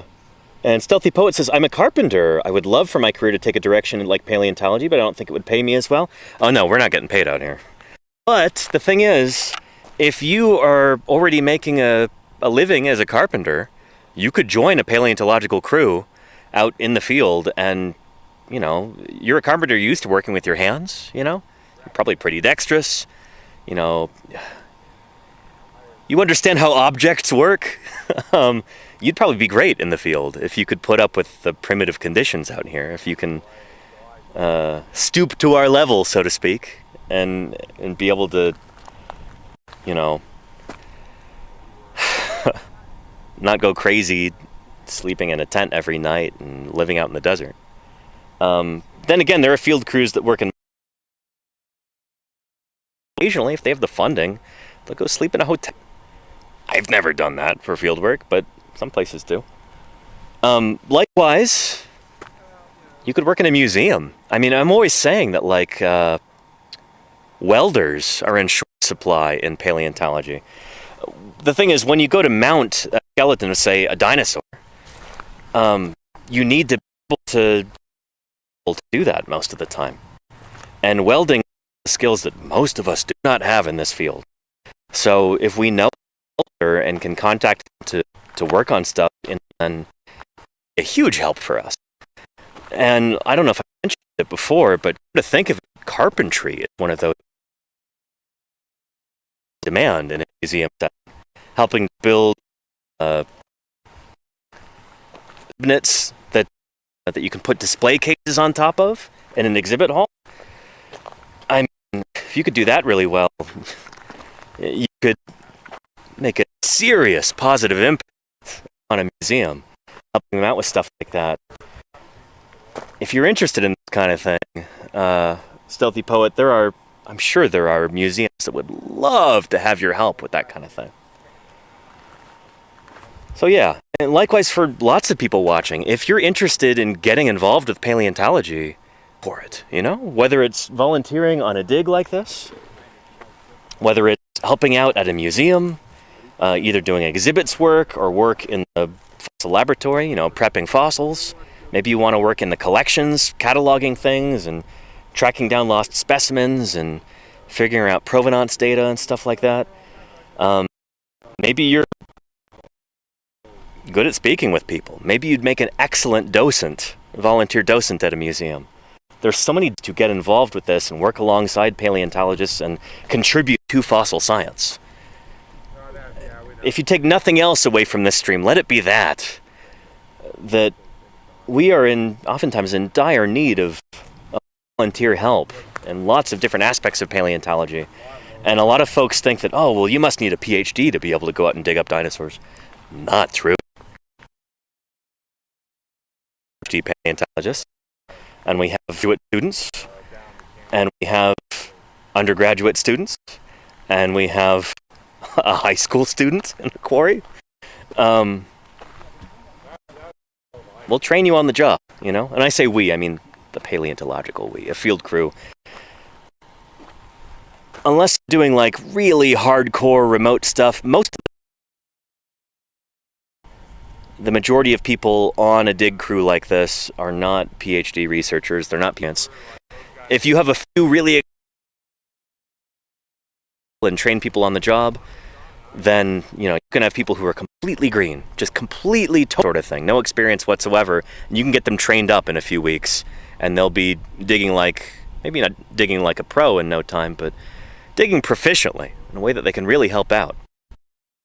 And that's what's going on. We're up here. That's why we do this in the heat of the summer at the stupidest time of year to go out and do fieldwork. Is this is when we can get students who are not in school at the time, they have the opportunity to come out here and do this. That's why we're braving the heat, is to give students an opportunity. If we did this in the fall or the spring, students are in school, they wouldn't be able to come out and get trained on this kind of thing and gain experience, and that's why we're out here right now, is for the students.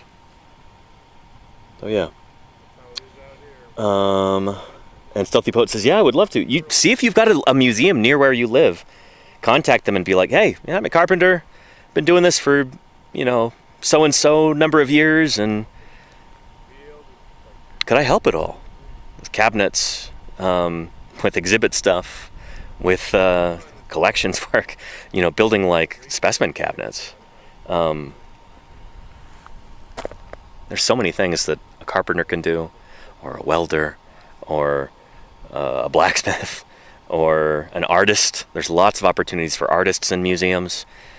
They probably don't have the budget to pay you, but if you're looking for a meaningful way to contribute to that museum, if you want to have a positive impact on the world around you, and you want to make some cool friends along the way and be part of some big cool project,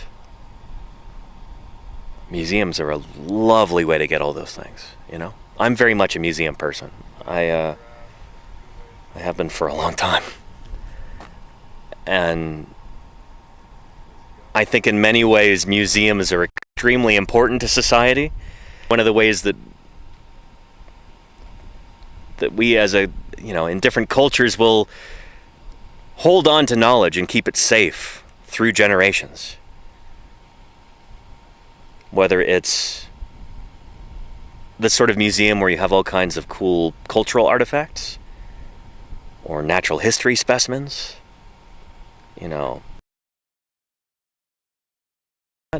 from a long time ago, maybe before those bird species were hunted to extinction.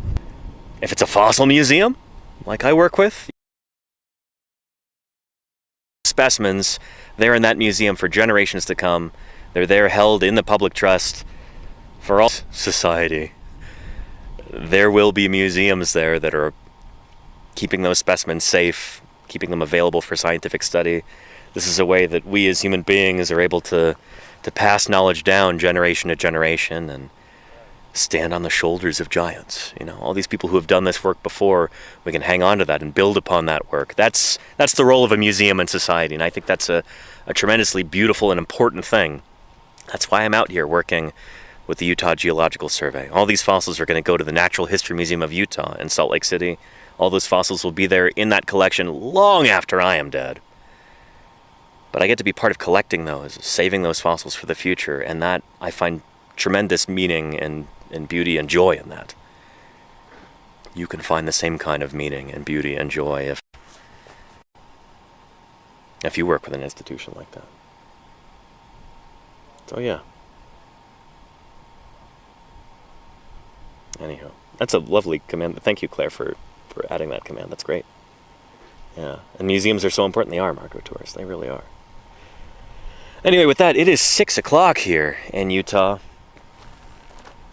I've been, this 4-hour stream? Holy cow. I gotta wrap this up. Don't go away just yet. We're gonna see if we can raid into somebody else. Maybe doing some science here on Twitch. Let's see what our options are. Is PaleoStream on now? Because there's PaleoStream. Scrolling. Yeah, let's go see what PaleoStream is up to.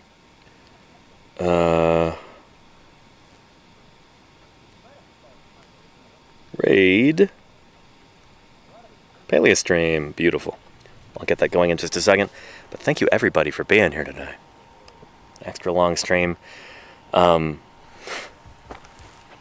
be on again, weather conditions permitting. But I had fun today, and I hope you did too. This was kind of a loosey-goosey, all-over-the-place stream. But, you know, unedited, live broadcast, trying to get work done and stream at the same time. That's how these things go. I really appreciate your viewership, your enthusiasm, your questions in the chat. Thank you to those who rated in and followed. I really appreciate it. Thank you for helping sustain our mission of science outreach and education through your viewership. Likewise to those folks who contribute financially. That's a big deal, and I'm very grateful for that. Those who subscribe or gift subscriptions or cheer with bits or donate to the Ko-Fi. I could not do this sort of outreach without your help. Thank you so much for making this possible and allowing me to make a living doing this full time. It is a dream come true, and I'm deeply grateful to everybody who makes that possible. And thank you also to the moderators who keep this a safe and welcoming community for everybody so that anyone from across the internet can just stumble into these streams, regardless of their level of expertise or their level of maturity or English proficiency or whatever. These are family-friendly streams because I want to make sure I don't have a lot of cussing or anything. I want everybody to be able to feel welcome. All ages sort of deal. Thank you, mods, for helping maintain that openness and that accessibility. Thank you for answering questions during the stream, too, mods, while I'm busy yammering on about things or chipping away at the rock. I appreciate that more than you know, mods. Well, that said, we're going to go right into PaleoStream. Joshua Knupe is a real-life paleo artist out of Germany. He reconstructs ancient environments, and he does it live on stream. I think they might be having a flocking stream today. I guess we'll see. But have fun hanging out there, and I will see everybody tomorrow, I hope. Take care, and bye-bye. I'll see you soon.